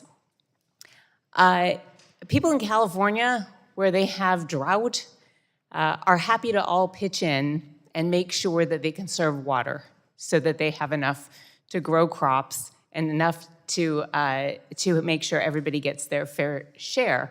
I'll remind you that water is also not just water, a utility that we pay for. It takes energy to treat water before we drink it, and also energy to treat wastewater. And nobody in California is walking around, to quote the sponsor of this bill, high and dry, or unclean because their shower is more efficient. And so I just want to say that if a state is suffering from drought and a water shortage, they ought to be able to insist that everybody do their part and have more efficient shower heads. I find this unbelievable that we're having this conversation at a time when people are having trouble paying their bills. Thank you. Yield back. Are there other members seeking recognition? What purposes, gentlemen from Texas 33rd District seek recognition? Thank you, Mr. Chair, to speak on the bill. And the gentleman is recognized for 5 minutes to strike the last word. Thank you. I want to echo what Dr. Shire just talked about. I would really like to have like real discussions and to find out more about how we can be more efficient when it comes to protecting our natural resources. As someone that loves this time of the year to be outdoors, to be hunting. I know in the Pacific Northwest where Dr. Shire's from, people love to do things like enjoy the outdoors, to do things like fishing. I think that having a debate over how we're going to protect our natural resources is something that should definitely be more serious And I know that a lot of these issues that we talk about on this committee are quite divisive, whether it's what sort of vehicles people are going to drive or the gas stove issue that we had. But the question that I always ask is America going to lead in these areas? If they're going to be efficient waterheads that people in other countries, in China and India and parts of Europe, so they can conserve their natural resources, is America going to be the country that is going to lead in the innovation when it comes to shower heads? Is America going to lead when it comes to innovation and the next wave of automobiles that people use? Is America going to lead when it comes to efficiencies in the way that stoves perform? Or are we going to continue to sort of have these, kind of silly jokes that we do back and forth with each other over, what's cooking on the stove or whatever it was that when we were talking about before? And, I think that all of these things deserve serious debate. I mean, I'm sure that there are two sides to each story. But we really do need to have a real spirited debate in front of the American public so we can really go through these things in a more serious matter, because, the President Trump and the way that he jokes around about the shower heads is not really serious scholarship on whether or not we're going to protect our natural resources. So especially if we're going to live in a country that's going to continue to experience growth, we need to figure out a way how we're going to mitigate for all of these things so we can continue to, have water. We shouldn't take it for granted that we're always going to have water. We've had issues in Texas, in parts of rural Texas, where there have been subdivisions that have been built, and they've had trouble. People have had trouble even filling up their swimming pools, and they've had to do moratoriums on people putting waters and new pools on new builds of houses. Those are serious issues. So let's talk about that. Let's not joke around about this. Again, I'm sure there are both two sides to this story, but I think that we should have a little bit more serious debate about it. Thank you, Mr. Chair. Thank you. The gentleman yields back. Are there any other members seeking recognition on the bill? Are there any amendments on the bill? Seeing none, the question now occurs on adopting H.R. 4593. All those in favor say aye. Those opposed, no. A roll call vote has been requested, and the clerk will take the roll. Mr. Weber. Mr. Palmer. Mr. Palmer votes aye. Mr. Allen. Mr. Allen votes aye. Mr. Balderson. Mr. Pfluger. Mr. Pfluger votes aye. Mrs. Harshbarger. Mrs. Miller Meeks. Mrs. Miller Meeks votes aye. Mr. James. Mr. Bentz. Mr. Bentz votes aye. Mr. Fry. Mr. Fry votes aye. Ms. Lee. Ms. Lee votes aye. Mr. Langworthy. Mr. Langworthy votes aye. Mr. Rulli. Mr. Evans. Mr. Evans votes aye. Mr. Goldman. Mr. Goldman votes aye. Mrs. Fedorchak. Mrs. Fedorchak votes aye. Mr. Guthrie. Mr. Guthrie votes aye. Ms. Castor. No. Ms. Castor votes no. Mr. Peters. Mr. Peters votes no. Mr. Menendez. Mr. Menendez votes no. Mr. Mullen. Mr. Mullen votes no. Ms. McClellan. Ms. McClellan votes no. Ms. DeGette. Ms. DeGette votes no. Ms. Matsui. No. Ms. Matsui votes no. Mr. Tonko. No. Mr. Tonko votes no. Mr. Veazey. Mr. Veazey votes no. Ms. Schreier. Ms. Schreier votes no. Ms. Fletcher. Ms. Fletcher votes no. Ms. Ocasio-Cortez. Ms. Ocasio-Cortez votes no. Mr. Auchincloss. Mr. Auchincloss votes no.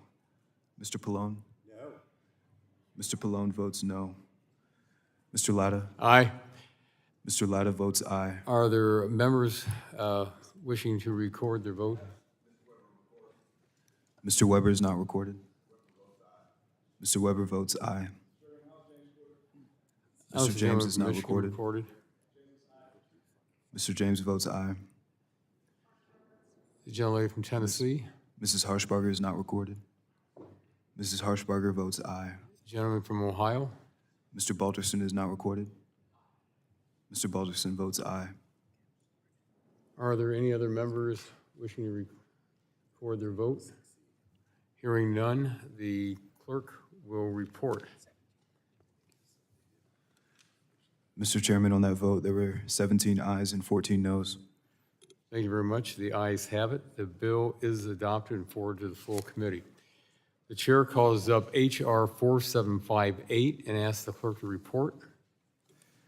H.R. 4758, a bill to repeal provisions of Public Law 117-169 relating to taxpayer subsidies for home electrification and for other purposes.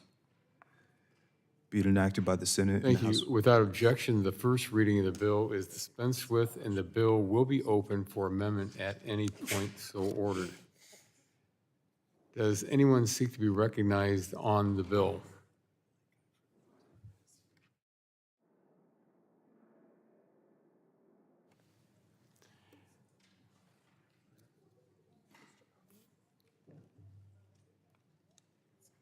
For what purpose does the gentleman from Texas seek recognition? Mr. Chairman, I seek to be recognized to speak on the bill.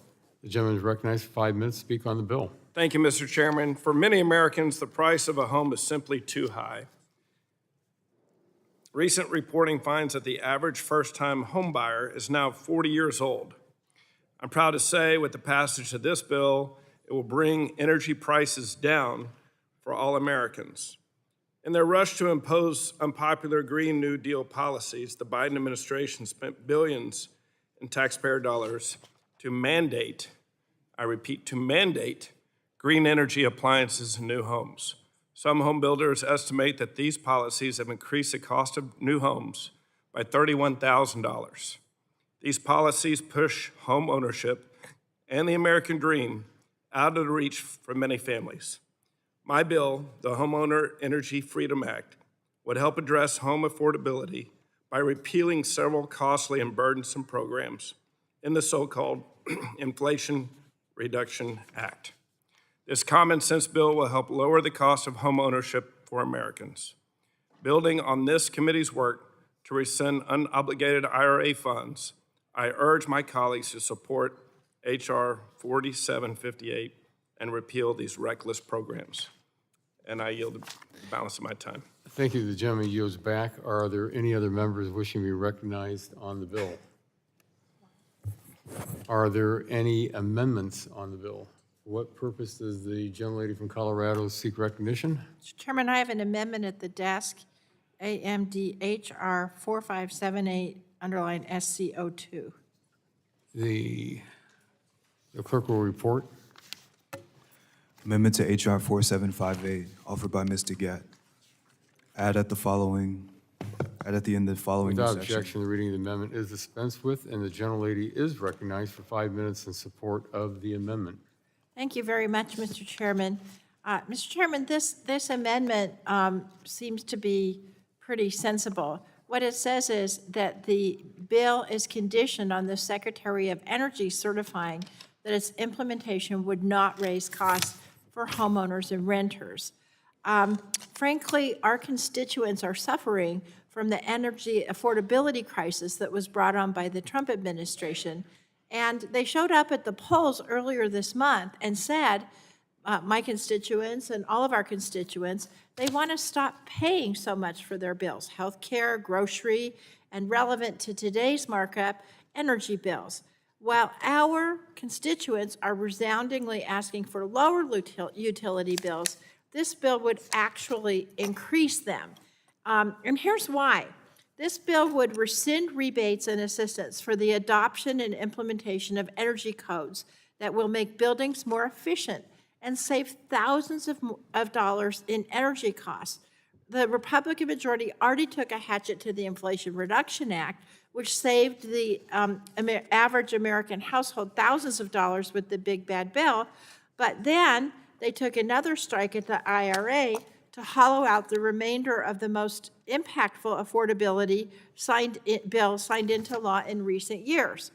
Now, my colleagues on the other side of the aisle claim their problem with the adoption of electric appliances and other efficiency practices is due to the upfront cost, but this bill would repeal the very rebates that seek to make these practices affordable, in some cases amounting to almost as much as $14,000 in rebates to purchase electric appliances, weatherize buildings, and reduce energy inefficiencies.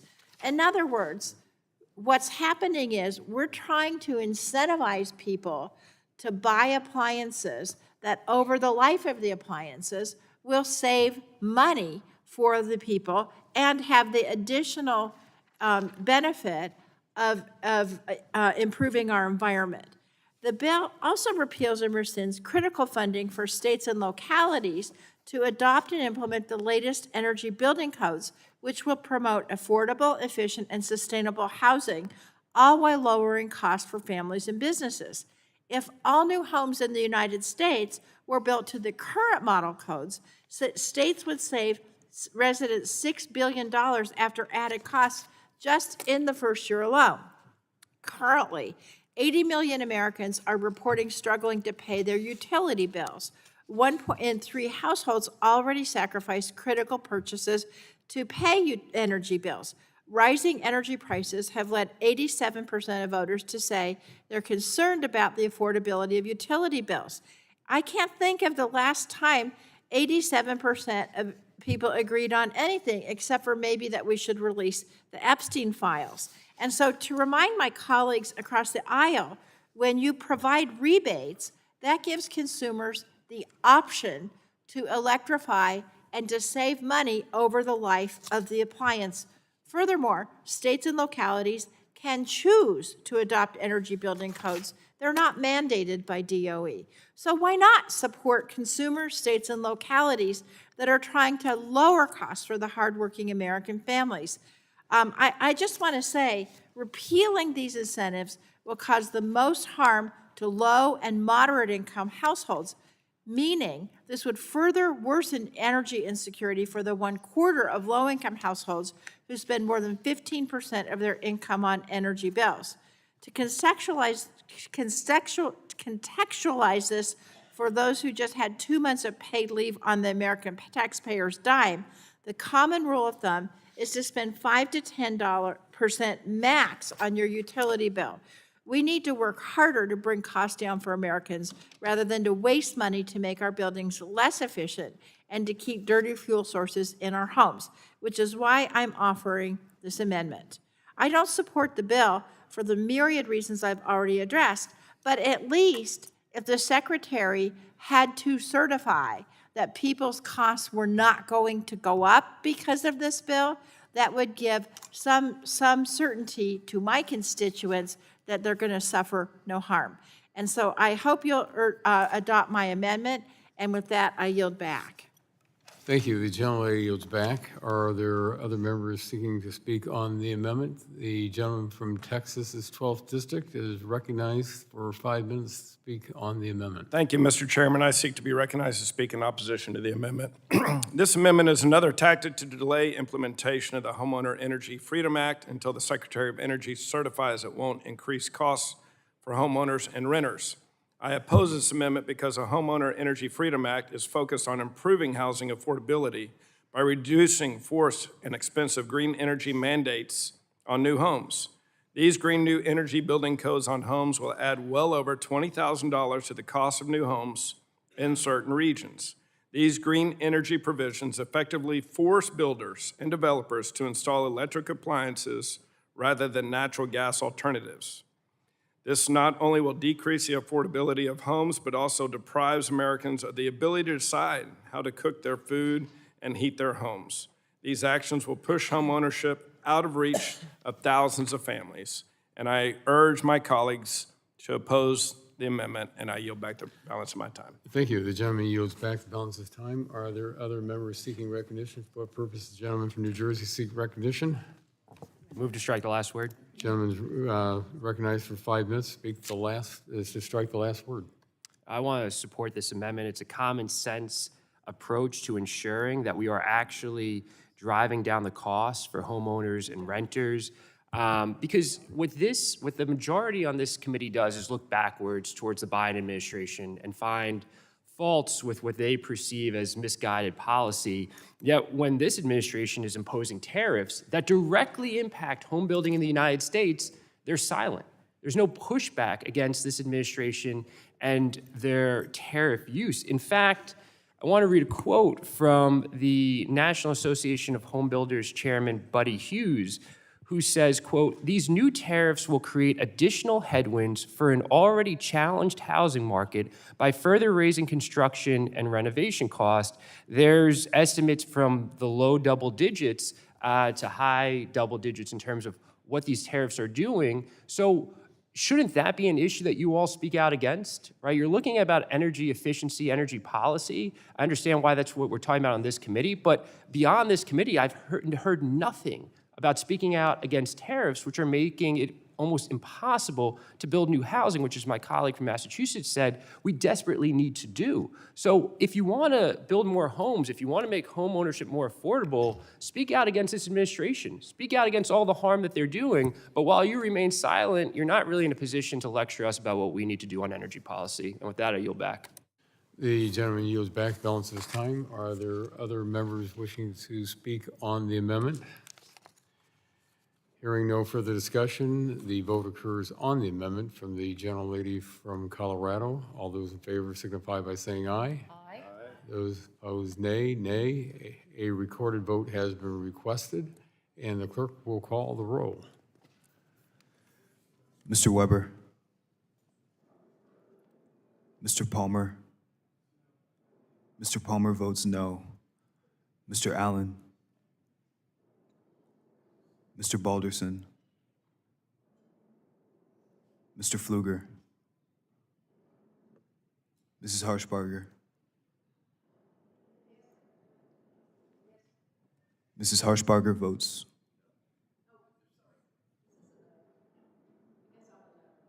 Mrs. Harshbarger votes no. Mrs. Miller Meeks. Mrs. Miller Meeks votes no. Mr. James. Mr. Bentz. Mr. Bentz votes no. Mr. Fry. Mr. Fry votes no. Ms. Lee. Ms. Lee votes no. Mr. Langworthy. Mr. Langworthy votes no. Mr. Ruley. Mr. Evans. Mr. Evans votes no. Mr. Goldman. Mr. Goldman votes no. Mrs. Fedorchak. Mrs. Fedorchak votes no. Mr. Guthrie. Mr. Guthrie votes no. Ms. Castor. Ms. Castor votes aye. Mr. Peters. Mr. Peters votes aye. Mr. Menendez. Mr. Menendez votes aye. Mr. Mullen. Mr. Mullen votes aye. Ms. McClellan. Ms. McClellan votes aye. Mr. Gett.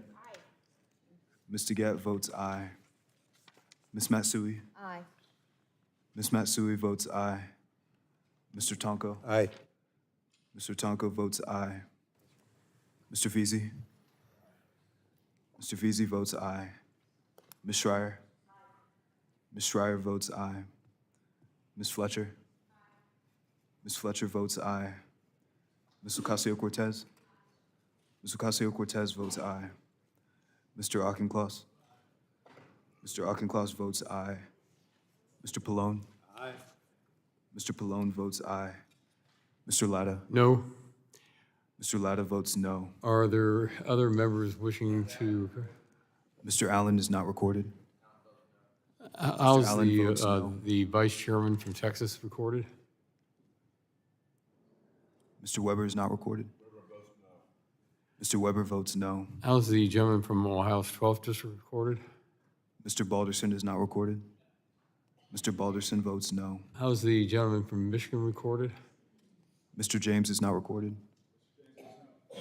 Mr. James votes no. Are there any other members wishing to record their vote? The clerk will report the result of the roll. Mr. Chairman, on that vote, there were 14 ayes and 16 noes. The amendment is not agreed to. Are there further amendments? For what purposes, the gentlelady from Virginia seek recognition? Mr. Chair, I have an amendment at the desk labeled AMD_HR 4578_SCO1. The clerk will report the amendment. Amendment to HR 4758, offered by Ms. McCollum. Add at the end the following new section. Without objection, Section the 3. reading of the amendment is dispensed with, and the gentlelady is recognized for 5 minutes in support of the amendment. Thank you, Mr. Chair. This amendment would protect the growing energy efficiency sector of our economy by requiring the Energy Secretary to certify that the provisions of this bill will not negatively impact job growth in the energy efficiency sector before it can go into effect.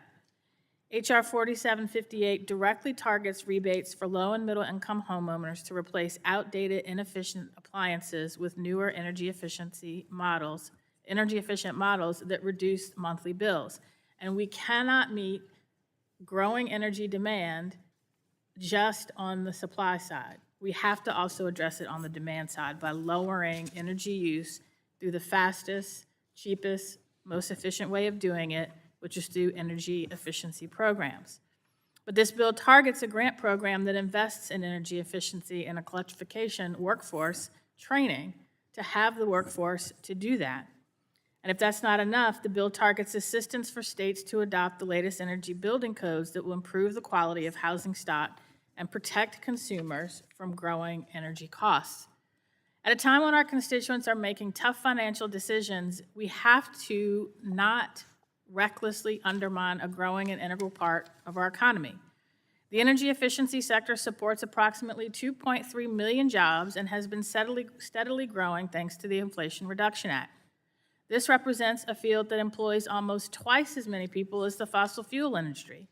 These jobs involve everything from installing more efficient kitchen appliances and better insulation to improving HVAC systems and more to help homeowners save money. And they are all over the country. Energy efficiency jobs are represented in 99.9% of U.S. counties. Not to mention that a majority of these energy efficiency firms are small businesses. So not only do energy efficiency measures help reduce demand for our grid, lower costs for homeowners, promote resilience, and boost energy security, they are important drivers of local job growth. Therefore, repealing these vital Inflation Reduction Act programs would dampen growth in a critical, thriving economic sector.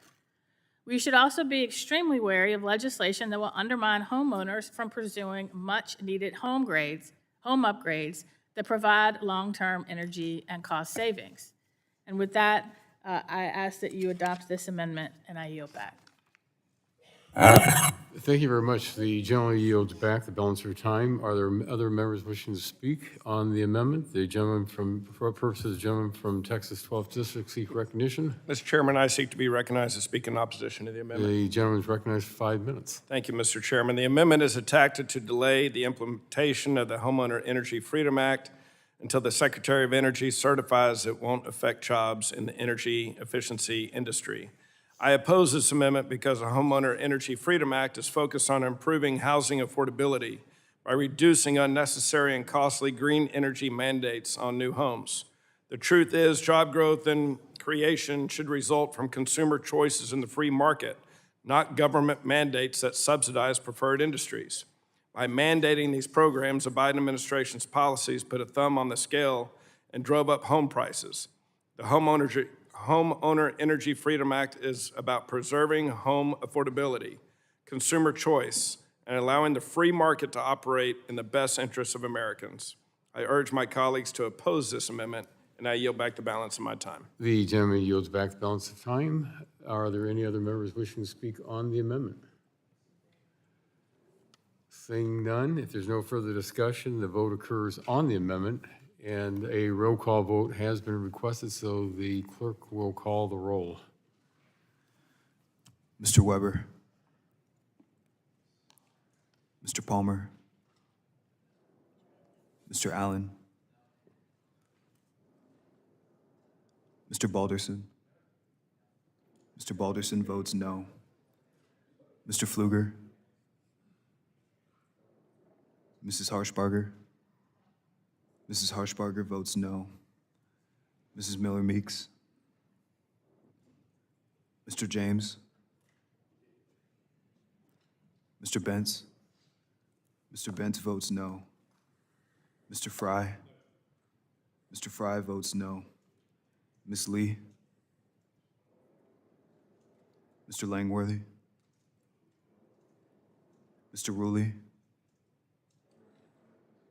Mr. Evans. Mr. Evans votes no. Mr. Goldman.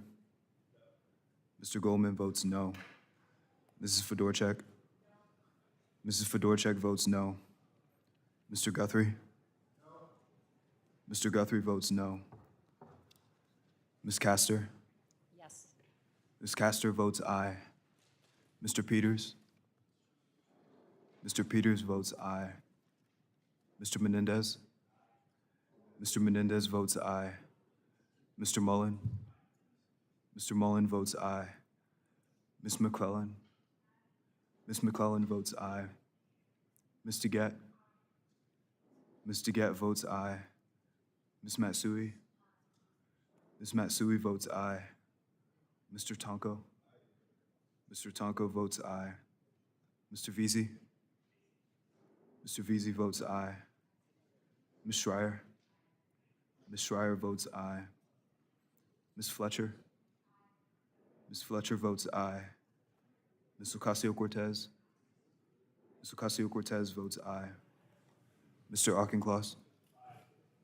Mr. Auchincloss votes aye. Mr. Pallone. Aye. Mr. Pallone votes aye. Mr. Latta. No. Are Mr. Latta there votes other no. members wishing to record their vote? How's the gentleman from Texas, the vice chairman of the subcommittee, reported? Mr. Weber is not recorded. Mr. Weber votes no. The gentleman from Georgia? Mr. Allen votes no. Gentleman from Michigan? Mr. James is not recorded. Mr. James votes no. The gentleman from New York's 23rd District? Mr. Langworthy is not recorded. Mr. Langworthy votes no. The gentlelady from Florida, 15th? Ms. Lee is not recorded.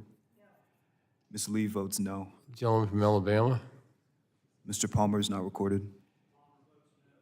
Mr. Palmer votes no. And the gentlelady from Iowa's 1st District? Mrs. Miller Meeks is not recorded. Mrs. Miller Meeks votes no.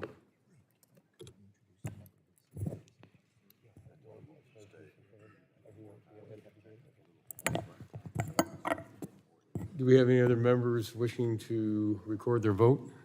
Hearing none, the clerk will report, please.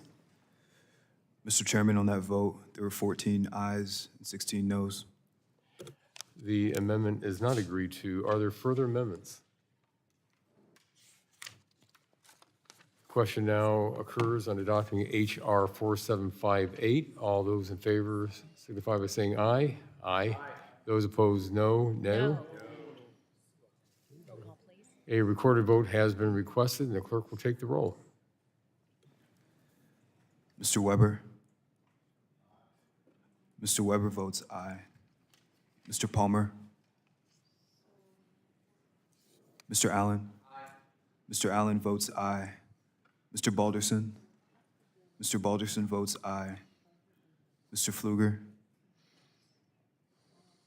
Mrs. Harshbarger. Mrs. Harshbarger votes aye. Mrs. Miller Meeks. Mrs. Miller Meeks votes aye. Mr. James. Mr. James votes aye. Mr. Bentz. Mr. Bentz votes aye. Mr. Fry. Mr. Fry votes aye. Ms. Lee. Ms. Lee votes aye. Mr. Langworthy. Mr. Langworthy votes aye. Mr. Ruley. Mr. Evans. Mr. Evans votes aye. Mr. Goldman? Mr. Goldman votes aye. Mrs. Fedorchak? Mrs. Fedorchak votes aye. Mr. Guthrie? Mr. Guthrie votes aye. Ms. Castor? Ms. Castor votes aye. Mr. Peters? Mrs. Castor is off aye and on no. Yeah, she did. Mr. Peters? Mr. Peters votes no. Mr. Menendez? Mr. Menendez votes no. Mr. Mullen? Mr. Mullen votes no. Ms. McClellan? Ms. McClellan votes no. Ms. DeGette? Ms. DeGette votes no. Ms. Matsui? No. Ms. Matsui votes no. Mr. Tonko? No.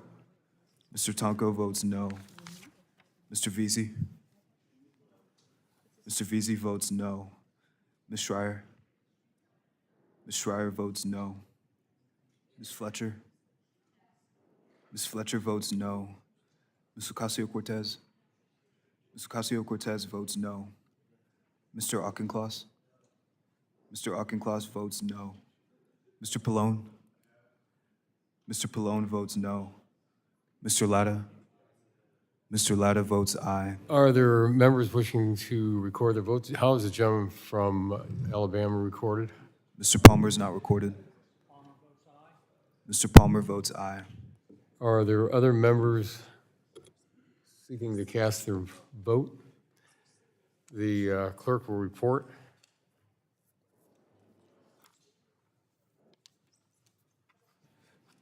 Mr. Chairman, on that vote, there were 16 ayes and 14 noes. Thank you. The ayes have it. The bill is adopted and forwarded to the full committee. Mr. Chair.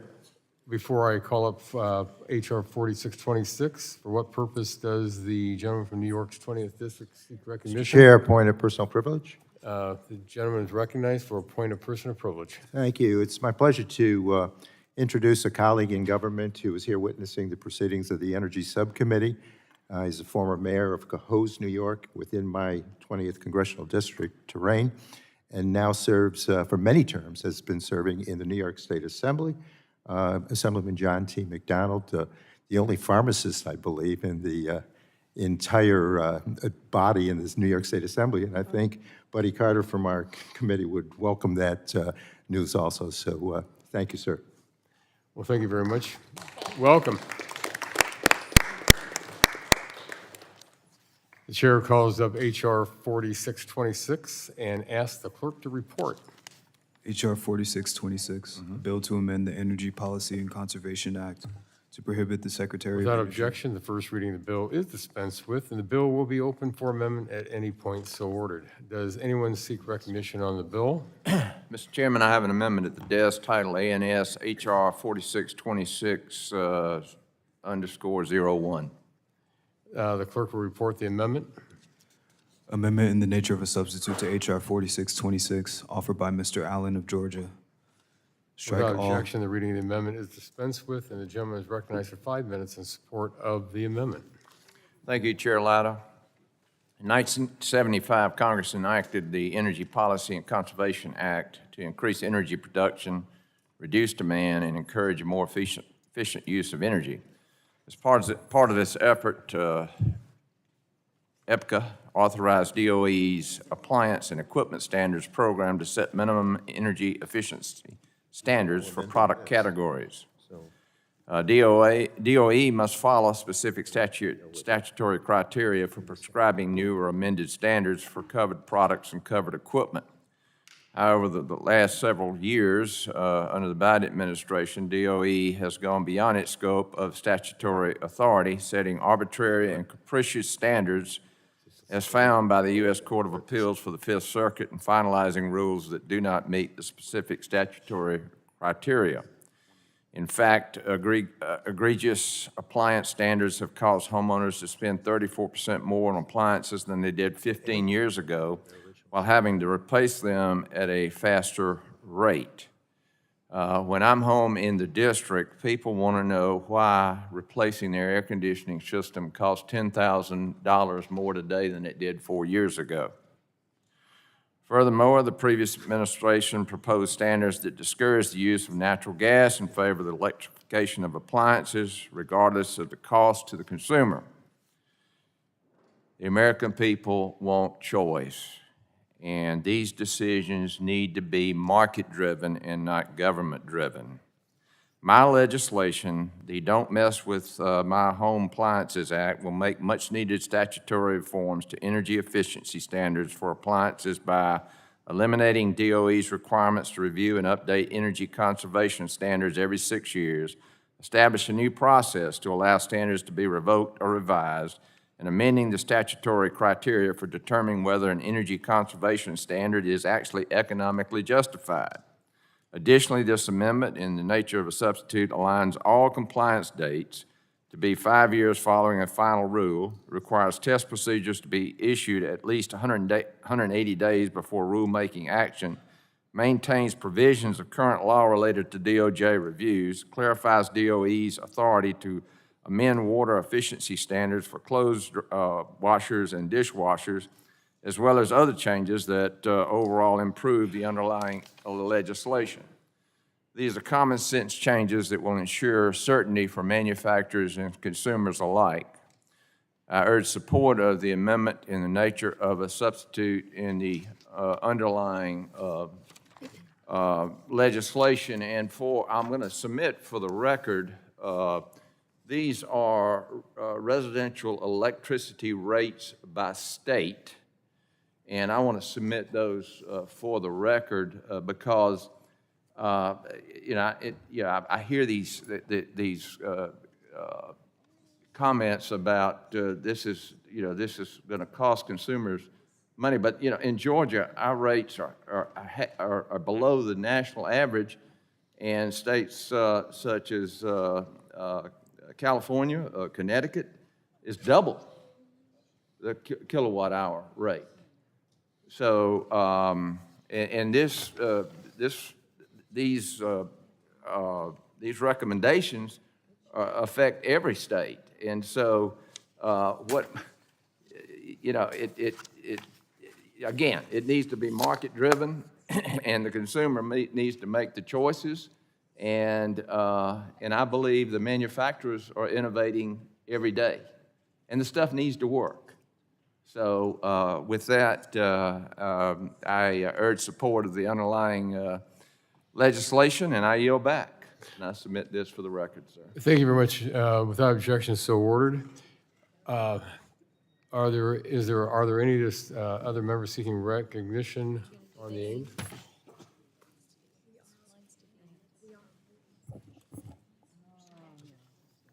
The ranking member of the subcommittee, the gentlelady from Florida, is recognized for 5 minutes. Thank you, Speak on the aims. Thank you, Mr. Chairman. Members, this is another Republican bill that is going to raise electricity prices for our neighbors back home.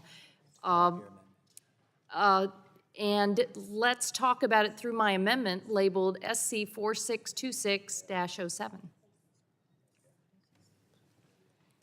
The clerk will report. Amendment to the amendment in the nature of a substitute to H.R. 4626 offered by Ms. Castor.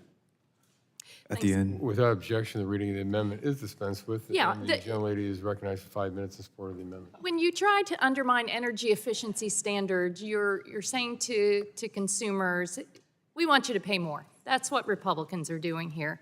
They're creating new roadblocks to update energy efficiency standards and keep old energy wasting technologies on the market.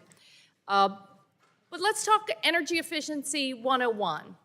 And the gentleman from Georgia got into this a little bit. Years ago, Congress passed a law to lower cost for consumers through energy efficiency standards. They said, okay, manufacturers, we want you to produce more efficient appliances, but here's the kicker. The law requires that the standards be technologically feasible and economically justified. And over time, appliances have improved with technology, good old-fashioned American ingenuity.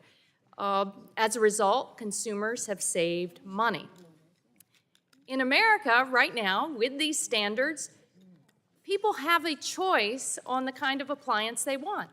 They can get a one that is less efficient. They can get one that's more efficient.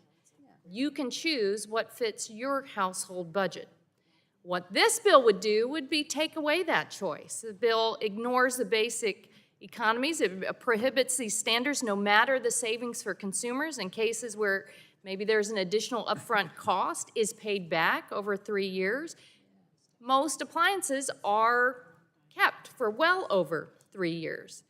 This bill also eliminates the primary accountability tool ensuring DOE regulators update standards because there is a required 8-year review cycle that was established in a bipartisan law in 2007. The testimony before the committee and all the evidence demonstrates that this bill will result in costs being shifted to households in the form of higher energy bills at a time when nearly 80 million Americans are struggling to pay their bills. This Republican bill is a gift to those who profit from higher electricity usage at the expense of consumers and customers who want to save money. It's wrong. Democrats oppose shifting higher cost onto American families. Look, product technology is improving in many types, meaning that future standards could achieve major savings. Between 2030 and 2050, U.S. households could save an average of nearly $150 annually on their utility bills. Businesses could collectively save over $13 billion annually. Members, these standards are popular. That's why surveys show that 87% of Americans support them. In fact, a majority of Americans want improved energy efficiency standards. So my amendment is a simple one. It would ask the Department of Energy to conduct a report on the effects of revoking efficiency standards on costs, monetary benefits, and climate pollution. This amendment does not affect the implementation of anything in the bill. It just asks DOE to study it. So I see no reason why anyone would have trouble supporting this. This would improve this flawed bill, but I don't know that it would get it all the way home. It's really time for Republicans in Congress to get serious with us. Our friends and neighbors back home are really, really suffering through this affordability squeeze. It's groceries, gosh, it's health care, it's electricity bills. I was with my neighbors a couple weeks ago and they were burning their electric bills because it's just soaring. They know that summers are longer and hotter. They have to use their air conditioners more often. The storms also exact a toll because utilities have to add on additional charges. The least we could do is to preserve these important cost-saving measures for neighbors that help them purchase more efficient appliances. That's the least we can do, rather than continuing to side with electric utilities and polluters who benefit by keeping people using as much power as possible. We can do this together. I wish you all would join us in helping to help solve these problems and help our neighbors back home lower cost. So I urge colleagues to adopt this amendment. Thank you. Thank you. The gentlelady yields back. Are there any other members wishing to speak on the amendment? But for what purposes, gentleman from Georgia's 12th District, seek recognition? Yeah, I made strike the last word. The gentleman's recognized for 5 minutes. Strike the last word. Well,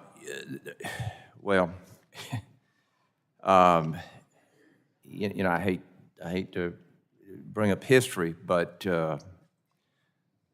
you know, if you were born after 1982, you never saw inflation in this country. Think about that. And all of a sudden, in 2021 to present, or just a few months ago, you're looking at 20% inflation. What that does to input cost for farmers, for appliances, for electric utilities, and everybody else, and y'all are screaming affordability? I mean, you know, it's on the internet. Just Google inflation over the last 20 years, since 1982. And we're going to get this under control. I can assure you that. And, but I can tell you this too, is, this amendment is duplicative and unnecessary. The underlying bill already requires the Department of Energy, DOE, to consider the impacts of efficiency standards. On page 3 of the underlying bill, there is a provision which requires the Secretary of Energy to examine several criteria before amending or revoking an efficiency standard. The criteria on page 3 includes the cost to consumers, the level of energy savings, the technological feasibility, and the commercial availability of products. Furthermore, page 7 of the underlying bill requires an economic analysis that specifically examines the cost to low-income households and the impact on employment. For these reasons, this amendment is duplicative and unnecessary. Plus the fact, how can you evaluate the cost when every state is different in their charges for electricity? I mean, certainly in New York, at 30 cents a kilowatt hour, it's going to cost more to run those electric appliances than it is in Georgia at under 15 cents a kilowatt hour. And regarding Republican policies versus Democratic policies, if you look at the states and you look at the utility rates, the Democratic-led states are almost double the Republican-led states as far as state governments. So, you might want to work with us, and we will show you how to develop affordable energy. And yes, we will get inflation down, because here's the deal. The only way to reduce cost is competition. And when you have an administration that is attempting to put energy companies and regulate them out of business, your cost is going to go up. But when you allow competition between gas, electricity, all of the energy, all of above energy, and everybody compete on a level playing field, you will see costs go down. And that's why we're trying to bring all manufacturing back here, so that we have, the problem is when you have, when demand outstrips supply, you're going to have inflation. And that's exactly what happened because of regulatory issues, just like I'm talking about right here. And with that, I yield. Well, will the gentleman yield? No, Okay. I yield to the chair. The gentleman yields back. Is there further discussion? The gentlelady from Colorado, Well, for what purpose you recognition? Move to strike the last word. The gentlelady is recognized for 5 minutes. Strike the last Thank you. word. Well, since the gentleman wouldn't yield, I'll take my time. Will the gentleman answer? Did I hear the gentleman correctly? Did you say inflation was 20% in the last few months? No. You can turn your mic on so we can all hear you. At the beginning of the Biden administration to the end of the Biden administration, cumulative 20% inflation. 20% inflation. Yeah, just, you can Google So it. you said, I did Google it. As a matter of fact, when you said that, the annual inflation rate for 2024 was 2.9%. And this year, of course, it's gone up to over 3%. And I guess, are you adding the inflation up for each year? It is cumulative, yes. Cumulative, but the inflation rate was never 20%. The last time, according to Google, which you asked me to look at, the last time inflation was over 20% was in the Civil War. So I would just also, that's what Google says. You told me to look at it. Yeah, okay. And in 2025, I believe it's like 3.7%. So it's actually gone up since the last year that President Biden was in the White House. So I thank you for clarifying for that, and I now yield back. The gentleman yields back. Is there further discussion on the amendment? For what purpose does the gentleman from New Jersey seek recognition? Move to strike the last word. The gentleman is recognized for 5 minutes to strike the last word. Well, I just want to respond to some of the comments made by the gentleman from Georgia regarding competition and specifically with respect to energy, because you guys never want to acknowledge that the Trump administration has put its thumb on the scale of energy production. Revolution Wind I'll say it again and again. Off the coast of Rhode Island was 80% done, and the Trump administration issued a stop work order. So that is inhibiting competition that you spoke to earlier. Further, again, I would say you said, I believe, the only way to reduce cost is through competition. Well, wouldn't you be able to reduce the cost of pasta if you didn't have a 92% tariff on it? It's doubling the price. So there are a multitude of ways to drive down cost. One is competition, absolutely, but have fair competition on energy. The other way to reduce costs is to not have this insane tariff policy that the president has put on all of us, making life more expensive every single day. I think you know that is wrong. We should be discussing tariff policy here in Congress, but you refuse to raise your voice. So there is a multitude of ways we can take on the affordability crisis. Democrats are willing to do it, but we need you to speak out when this administration is hurting all of our constituents. And with that, I yield back. The gentleman yields back. Is there further discussion for our first gentlelady, from Virginia, seek recognition? Move to strike the last word. The gentlelady moves to strike the last word and is recognized for 5 minutes. Thank you, Mr. Chair. I also want to address the comment from the gentleman from Georgia that if you address competition, competition will solve inflation. Look, I don't have a PhD in economics, but I spent 25 years working for a utility company and learned a little bit about Econ 101. And the biggest driver to inflation is when supply and demand are out of whack. And for the life of me, I don't understand why this committee refuses to acknowledge that as we have explosive energy demands, and some of that is driven by AI, and some of that is driven by the electrification of things and everything going on the internet.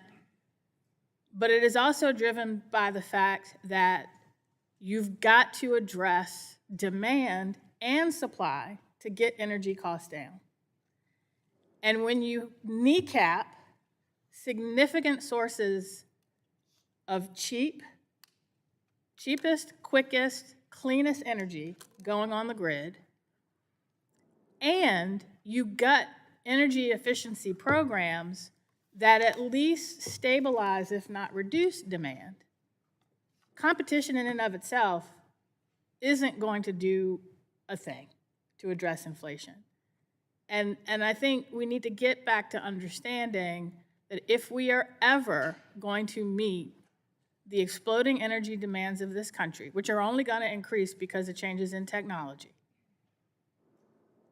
we have to address it both on the supply side and the demand side by increasing supply, not just one type, but the cheapest, cleanest, most efficient, clean energy sources, and we have got to help address demand. And what I don't understand, this committee and the Trump administration and Republicans spent months giving people who making sure people who make over $500,000 a year can have permanent tax cuts on everything from, we're gonna have the estate tax, we're going to give you up to $15 million for an estate and gift tax exemption, but we're going to nickel and dime families that make $44,000 to $95,000 a year and say, we're not going to give you up to $2,000 to replace your heat pump.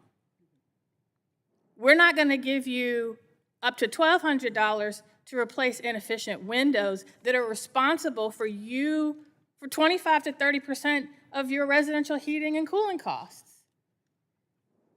The priorities are screwed up when you say we're going to focus more time, attention, and money on the top 10% while we ignore the needs of the bottom 10%. And it doesn't make sense to me. I yield back. Thank you. The gentlelady yields back. Are there other members wishing to to seek recognition on the gentlelady's amendment? Do you want a roll call?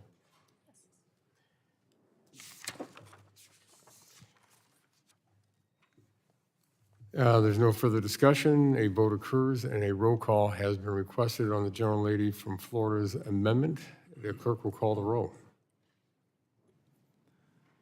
Mr. Weber?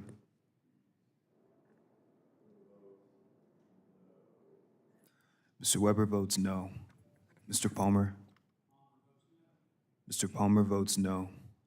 Mr. Allen? Mr. Allen votes no. Mr. Balderson? Mr. Balderson votes no. Mr. Pfluger? Mrs. Harshbarger? Mrs. Harshbarger votes no. Mrs. Miller Meeks? Mrs. Miller Meeks votes no. Mr. James? Mr. Bentz? Mr. Bentz votes no. Mr. Fry? Mr. Fry votes no. Ms. Lee? Mr. Langworthy? Mr. Langworthy votes no.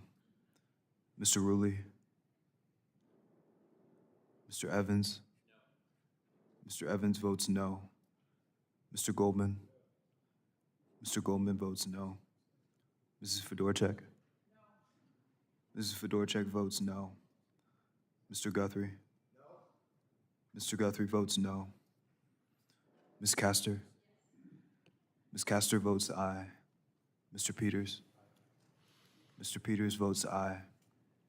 Mr. Menendez? Yes. Mr. Menendez votes aye. Mr. Mullen? Mr. Mullen votes aye. Ms. McClellan? Ms. McClellan votes aye. Mr. Gett? Aye. Mr. Gett votes aye. Ms. Matsui? Aye. Ms. Matsui votes aye. Mr. Tonko? Aye. Mr. Tonko votes aye. Mr. Veazey? Ms. Schreier? Ms. Schreier votes aye. Ms. Fletcher?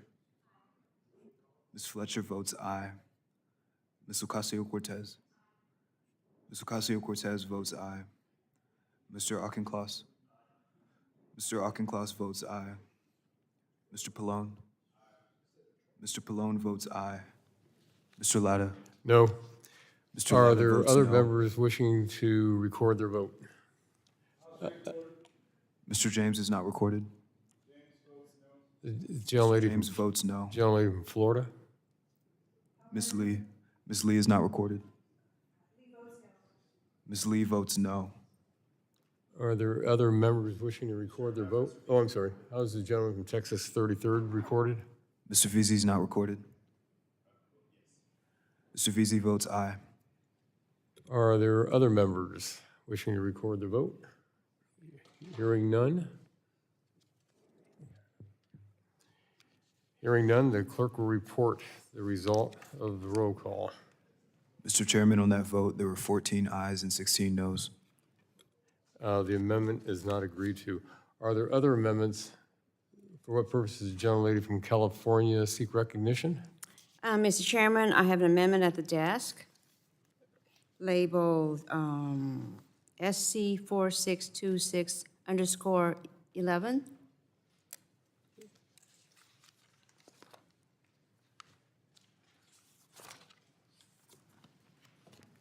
The clerk will report the amendment. Amendment to the amendment in the nature of a substitute to H.R. 4626, offered by Ms. Matsui. Without objection, the reading of the amendment is dispensed with, and the gentlelady is recognized for 5 minutes in support of her amendment. Thank you, Mr. Chairman. We are on the brink of an energy crisis. My amendment would ensure this legislation doesn't push us over the brink by preventing this bill from going into effect until the Department of Energy certifies that this would not add more stress to the electric grid. Electricity demand is growing rapidly, in large part due to AI data centers, and we're not building power plants fast enough to keep up. At the same time, electricity rates are becoming increasingly unaffordable, and utility bills will get worse if we don't tackle this crisis head-on. This is not a partisan talking point. My Republican colleagues have already held 5 hearings this year on rising energy demand, and I think it's been pretty well established that we're heading for a breaking point. Unfortunately, Republicans seem to be doing everything they can to make the problem worse. Solar, wind, and batteries are the cheapest energy sources around, and they can be added to the grid faster than anything else. But President Trump is blocking new solar and wind energy from being built, while forcing utilities to keep old, expensive coal plants online. And during the shutdown, President Trump canceled funding for hundreds of ongoing energy projects just to score some political points. So what is this committee doing about it? Standing up to Trump? No. Working with Democrats to find low-cost, common-sense solutions? No. Instead, Republicans are trying to kill efficiency standards, which are not only popular, but also incredibly effective at saving energy. Energy efficiency doesn't just save you money on your monthly bills. Collectively, energy efficiency standards have massively reduced the total energy needs of the United States since the 1970s.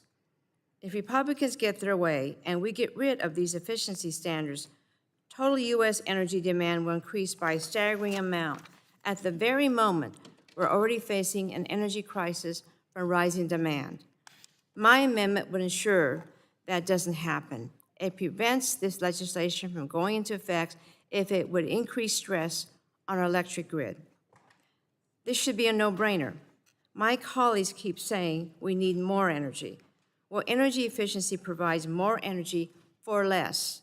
If my colleagues were serious about tackling rising energy demand and skyrocketing energy bills, they would work with Democrats to increase energy efficiency rather than attacking these programs. I urge my colleagues to support my amendment, and I yield back. Thank you. The gentleman yields back, and the chair now recognizes the gentleman from Georgia's 12th District for 5 minutes. Yes, I move to strike the last word.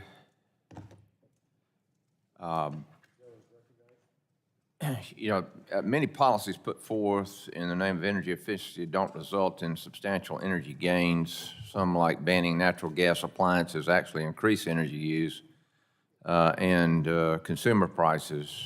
In Georgia, homeowners using gas for heating yield significant savings as compared to electric-only alternatives, and the state has protected energy choice in statute. All Americans deserve to make that same choice based on what works best for their families and their pocketbooks. During a September hearing on this topic, Jim Steffes of Washington Gas said it well when discussing gas bans. The idea we're going to push the gas back down the power wire and use it in a less efficient manner than you would use it at home is absolutely going to raise prices. Allowing energy efficiency standards that pick winners and losers will add significantly more strain to the grid, as we will be forced to look at electric-only options. Additionally, energy efficiency standards have resulted in less efficient and less effective products. For example, a consumer is not saving energy or money when they have to run their clothes dryer 3 times to fully dry their clothes. Not only is this amendment an indefinite delay tactic, it ignores the basic reality that electric solutions, while simultaneously banning gas products, will cripple our grid. I urge a no vote, and I yield back. Thank you. The gentleman yields back. Any further discussion on the amendment? Roll call.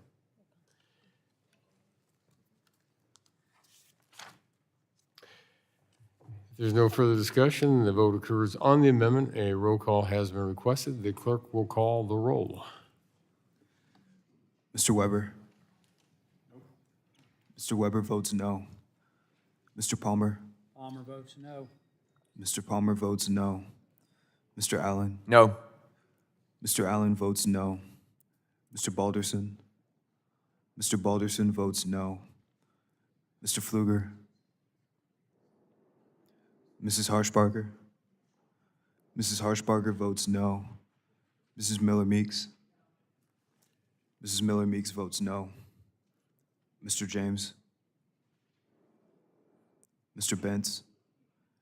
Mr. Bentz votes no. Mr. Fry? Mr. Fry votes no. Ms. Lee? Ms. Lee votes no. Mr. Langworthy? Mr. Langworthy votes no. Mr. Rulli? Mr. Evans? Mr. Evans votes no. Mr. Goldman? Mr. Goldman votes no. Mrs. Fedorchak? Mrs. Fedorchak votes no. Mr. Guthrie? Mr. Guthrie votes no. Ms. Castor? Ms. Castor votes aye. Mr. Peters? Mr. Peters votes aye. Mr. Menendez? Mr. Menendez votes aye. Mr. Mullen? Mr. Mullen votes aye. Ms. McClellan? Ms. McClellan votes aye. Ms. DeGette? Ms. DeGette votes aye. Ms. Matsui? Aye. Ms. Matsui votes aye. Mr. Tonko? Aye. Mr. Tonko votes aye. Mr. Veazey? Mr. Veazey votes aye. Ms. Schreier? Ms. Schreier votes aye. Ms. Fletcher? Ms. Fletcher votes aye. Ms. Ocasio-Cortez?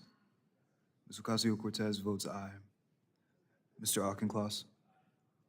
Mr. Auchincloss votes aye. Mr. Pallone? Aye. Mr. Pallone votes aye. Mr. Latta? No. Mr. Latta votes no. Are there members who wish to record their vote? The gentleman from Michigan? Mr. James is not recorded. Mr. James Gentleman votes from no. South Carolina? Mr. Fry is recorded as no.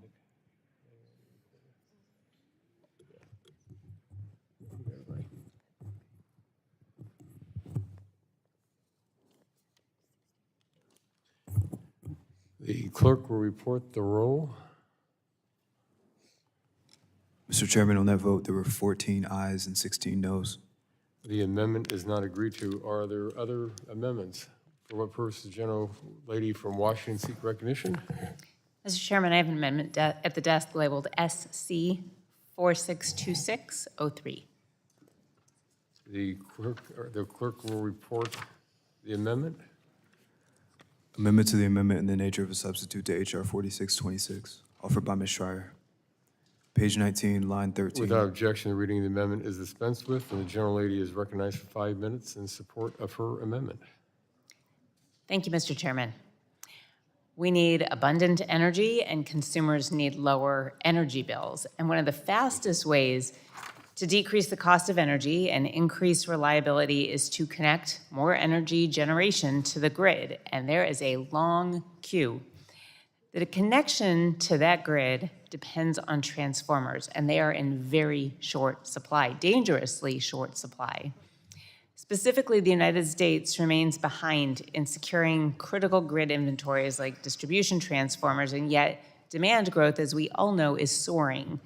As we grow more dependent on foreign-sourced equipment and from not having the domestic production here at home, we lose out on economic growth, and our supply chains become less secure, compromising the security and reliability of our electric grid and increasing prices. The lack of access to transformers is delaying affordable energy, affordable housing, and clean energy projects while making our existing infrastructure vulnerable in the face of increasingly common natural disaster events. Yet, in the face of all this, the administration and Republicans are taking actions that further deepen the transformer shortage, including instituting tariffs on steel components that are critical for transformer manufacturing when there isn't a reliable domestic manufacturing base available to provide this supply in the short term. And today with this bill, my Republican colleagues are choosing to permanently prevent any future standards on energy efficiency in the manufacturing and performance of transformers that are designed to save consumers money and reduce grid loss.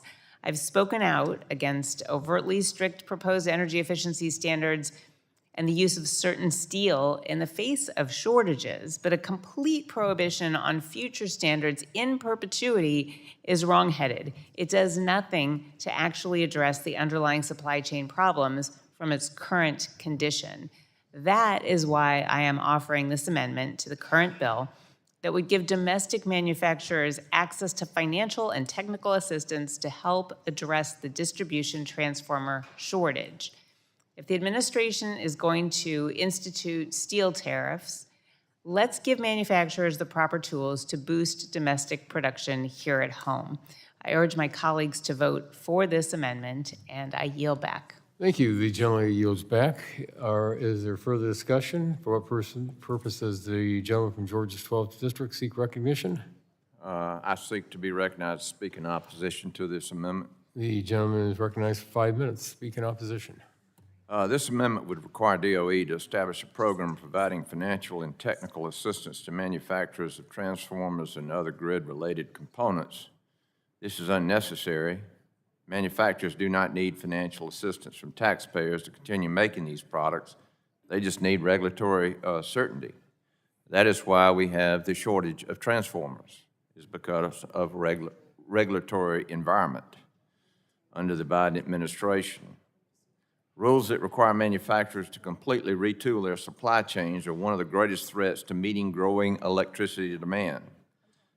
By removing DOE's ability to set new standards for distribution transformers, my legislation will provide that regulatory consistency. I urge my colleagues to oppose this amendment, and I yield back. Thank you. The gentleman yields back. Is there further discussion on the amendment? Seeing none, no further discussion. The vote occurs on the amendment. All those in favor signify by saying aye. Aye. Those opposed, nay. No. Then a roll call has been requested, and the clerk will take the roll. Mr. Weber? Mr. Weber votes no. Mr. Palmer? Mr. Palmer votes no. Mr. Allen? Mr. Allen votes no. Mr. Balderson? Mr. Balderson votes no. Mr. Pfluger? Mrs. Harshbarger? Mrs. Harshbarger votes no. Mrs. Miller-Meeks? Mr. James? Mr. Benz? Mr. Benz votes no. Mr. Fry? Ms. Lee? Ms. Lee votes no. Mr. Langworthy? Mr. Langworthy votes no. Mr. Woolley? Mr. Evans? Mr. Evans votes no. Mr. Goldman? Mr. Goldman votes no. Mrs. Fedorchak? Mrs. Fedorchak votes no. Mr. Guthrie? Mr. Guthrie votes no. Ms. Castor? Ms. Castor votes aye. Mr. Peters? Mr. Peters votes aye. Mr. Menendez? Mr. Menendez votes aye. Mr. Mullen? Mr. Mullen votes aye. Ms. McClellan? Ms. McClellan votes aye. Ms. DeGette? Aye. Ms. DeGette votes aye. Ms. Matsui? Aye. Ms. Matsui votes aye. Mr. Tonko? Aye. Mr. Tonko votes aye. Mr. Veazey? Mr. Veazey votes aye. Ms. Schreier? Ms. Schreier votes aye. Ms. Fletcher? Ms. Fletcher votes aye. Ms. Ocasio-Cortez? Ms. Ocasio-Cortez votes aye. Mr. Auchincloss? Mr. Auchincloss votes aye. Mr. Pallone? Aye. Mr. Pallone votes aye. Mr. Latta? No. Mr. Latta votes no. Are there other members wishing to record the vote? How's the gentleman from South Carolina recorded? Mr. Fry is not recorded. Mr. Fry votes no. The gentleman from Michigan? Mr. James is not recorded. Mr. James votes no. The gentleman from Alabama? Mr. Palmer is recorded as no. He's recorded. Are there any other members wishing to be recorded? The clerk will take the roll.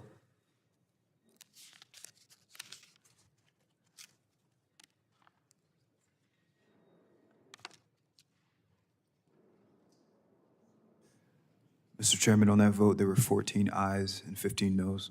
Thank you. The amendment is not agreed to. Are there further amendments? Any further amendments? Seeing none. The question now occurs on adopting the AINS to HR 4690. All those in favor so signify by saying aye, and those opposed, no. Again, those signify by saying aye. Aye. Those opposed, no. The ayes have it. Pardon me. Pardon me. And the AINS is adopted. A roll call vote has been requested on the question that now occurs on adopting HR 4626 as amended. The clerk will take the roll. Mr. Weber? Mr. Weber votes aye. Mr. Palmer? Mr. Palmer votes aye. Mr. Allen? Mr. Allen votes aye. Mr. Balderson? Mr. Balderson votes aye. Mr. Pfluger? Mrs. Harshbarger? Mrs. Harshbarger votes aye. Mrs. Miller Meeks? Mrs. Miller Meeks votes aye. Mr. James? Mr. James votes aye. Mr. Benz? Mr. Benz votes aye. Mr. Fry? Mr. Fry votes aye. Ms. Lee? Ms. Lee votes aye. Mr. Langworthy? Mr. Langworthy votes aye. Mr. Rulli? Mr. Evans? Mr. Evans votes aye. Mr. Goldman? Mr. Goldman votes aye. Mrs. Fedorchak? Mrs. Fedorchak votes aye. Mr. Guthrie? Mr. Guthrie votes aye. Ms. Castor? Ms. Castor votes no. Mr. Peters? Mr. Peters votes no. Mr. Menendez? Mr. Mullen? Mr. Mullen votes no. Ms. McClellan? Ms. McClellan votes no. Ms. DeGette? No. Ms. DeGette votes no. Ms. Matsui? No. Ms. Matsui votes no. Mr. Tonko? No. Mr. Tonko votes no. Mr. Veazey? Mr. Veazey votes no. Ms. Schreier? Ms. Schreier votes no. Ms. Fletcher? Ms. Fletcher votes no. Ms. Ocasio-Cortez? Ms. Ocasio-Cortez votes no. Mr. Auchincloss? Mr. Auchincloss votes no. Mr. Pallone? No. Mr. Pallone votes no. Mr. Latta? Aye. Mr. Latta votes aye. Are there other members wishing to be recorded? How's the gentleman from Texas recorded? Mr. Pfluger is not recorded. Mr. Pfluger votes aye. I'm sorry, and how's the gentleman from New Jersey recorded? Mr. Menendez is not recorded. Nope. Mr. Menendez votes no. Are there any other members wishing to record their vote? Hearing none, the clerk will report.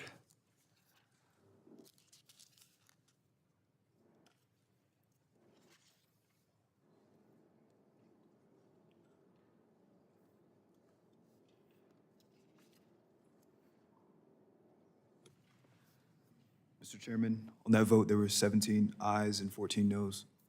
Thank you. The ayes have it. The bill HR 4626 as amended is adopted and forwarded to the full committee. The chair now calls up HR 1355 and asks the clerk to report. H.R. 1355, a bill to amend the Energy Conservation and Production Act to reauthorize the Without weatherization. objection, the first reading of the bill is dispensed with, and the bill will be open for amendment at any point so ordered. Does anyone seek to be recognized on the bill? For what purpose does the gentleman from New York's 20th District seek recognition? Mr. Chair, I move to strike the last word. The gentleman is recognized for 5 minutes to strike the last word. Thank you, Mr. Chair. Weatherization works. I mentioned earlier that the average household saves $372 on their energy bills each year after receiving services from DOE's Weatherization Assistance Program. This doesn't even account for the health and safety benefits that come from being in a more livable home. When a family goes through this program, it can be life-changing. The low-income households that are eligible for the program spend about 14% of their income on energy costs, compared to 3% for other households. But despite the program's effectiveness, we know it can be improved. First, the program's authorization expired in September. It was last reauthorized with strong bipartisan support in the Energy Act of 2020, which was signed into law by then-President Trump. H.R. 1355 would reauthorize the Weatherization Assistance Program through fiscal year 2030. Second, the program includes a limitation on how much assistance each home can receive, known as the average cost per unit. This limit must not only cover the cost of materials, but labor as well. So statutorily, the limit was set at $6,500 for 2010. It currently stands at about $8,500, and it can be increased annually based on the Consumer Price Index up to 3%. Unfortunately, inflation over the past several years has outpaced the program, and that is especially true for the cost of building materials. This means each home receives fewer services, and there is downward pressure on wages for weatherization crews, making it harder to recruit and retain talent to carry out this work. Raising the average cost per unit is a small adjustment that will benefit the long-term health of the program, as well as the individual households receiving these services. H.R. 1355 would reset the ACPU to $12,000. Finally, this bill would reauthorize the Weatherization Readiness Fund, an existing program at DOE that complements traditional weatherization. In many states, more than 20% of eligible homes cannot receive weatherization simply because they are in such poor condition. The Readiness Fund was established to overcome these health and safety issues to get more homes into the weatherization pipeline. They may have a bad roof or mold or any number of problems that would render weatherization ineffective or make it unsafe for a crew to work in that home. I heard one story of a home needing to deal with a snake infestation in an attic before it could be insulated. These are real barriers that prevent people from receiving weatherization, and the Readiness Fund has proven to work, especially for those lower barriers. The House Republicans' Energy and Water Appropriations Bill continues to fund the Readiness Program. If funding is going to continue, I think that we, as the Committee of Jurisdiction, should actually authorize it. So, Mr. Chair, I understand there is still some work to be done to reach agreement on a version of the bill that can be supported by everyone, and I appreciate the opportunity to continue those discussions. With that, I thank you, and I yield back. Well, thank you. The gentleman yields back, and the chair now recognizes himself for 5 minutes to speak on H.R. 1355. The Department of Energy's Weatherization Assistance Program plays an important role in reducing energy costs for low-income dwelling units by improving the energy efficiency of the home. Since the program's inception, DOE estimates over 7 million families, including Ohioans, have received funding from the program. The program was most recently reauthorized in the Energy Act of 2020, expiring at the end of September. The Energy Act of 2020 also amended the program DOE to consider non-energy benefits of weatherization improvements. Additionally, this program received $3.5 billion of funding for the program through the Infrastructure and Jobs Act. While the Trump administration is working to efficiently and responsibly disperse that money, a significant amount of the funding has not yet made it down to the community level for ultimate deployment. At this time, I'm not supportive of the underlying legislation in its current form due to the first ever authorization of the Weatherization Readiness Program. However, I appreciate the minority's engagement in good faith discussion, and I hope we can reach a compromise prior to the full committee markup. The inclusion of H.R. 1355 in today's Energy Subcommittee markup is an acknowledgement of those ongoing negotiations. I thank the gentleman from New York's 20th District for his leadership and engagement on the issue, and I thank the minority's professional staff for the engagement and productive bipartisan negotiations, and I yield back the balance of my time. For what purposes does the ranking member of the full committee seek recognition? I thank you, Mr. Chairman, to strike the last word. The gentleman is recognized for 5 minutes to strike the last word. As I mentioned in my opening statement, I'm pleased to see Congressman Tonko's bill on today's markup, H.R. 1355, the Weatherization, Enhancement, and Readiness Act. Now, this is a bipartisan bill that lowers costs for energy-burdened households by boosting energy security and increasing energy efficiency, promoting affordability across the board. The bill reauthorizes the Department of Energy's Critical Weatherization Assistance Program through 2030. This program enables low-income families to reduce their monthly energy bills by increasing their home's energy efficiency, all while ensuring the health and safety of the household. And this critical program has been reducing the energy burden of low-income Americans for nearly 50 years, having reached over 7 million households, making a real difference in our communities. Weatherization helps shield low-income families from high energy prices, which is a critical issue today. At a time when electricity prices are up 11% nationwide, we need to prioritize efforts that reduce a household's energy consumption. Thankfully, there are a wide range of energy efficiency measures supported by the Weatherization Assistance Program to boost a home's energy efficiency, including energy-efficient windows, insulation, or water heaters. So this bill also increases the statutory limit for the average amount a state can spend on weatherizing homes from $6,500 to $12,000 to ensure that the program keeps pace with rising costs of building materials, wages, and equipment. This increase allows households to receive more assistance, allowing for deeper retrofits that will yield even higher energy savings. When families struggle to pay their utility bills, they can fall into debt. This is evidenced by the fact that since December 23, household utility debt has risen over 30%. Weatherization helps relieve this burden. Households served by the program save an average of $372 per year on their energy bills, making a real difference in Americans' wallets. So the program, I should mention, was last reauthorized in the Bipartisan Energy Act of 2020, signed by President Trump. But it's important now more than ever that we reauthorize this critical program in the face of rising energy bills. As I said in my opening statement, I look forward to continuing the conversation with Chairs Latta and Guthrie, and obviously Mr. Tonko, on moving this bill forward, along with our ranking member, Ms. Castro. So I yield back at this point. Thank you, Mr. Well, thank you very much. The gentleman yields back. Any further discussion on the bill? Are there any amendments on the bill? Seeing none. The question now occurs on adopting H.R. 1355. All those in favor signify by saying aye. Aye. Those opposed, no. The ayes have it, and the bill is adopted and forwarded to the full committee. Without objection, staff is authorized to make technical and conforming changes to the legislation approved by the committee today. So ordered. Without objection, the subcommittee stands adjourned.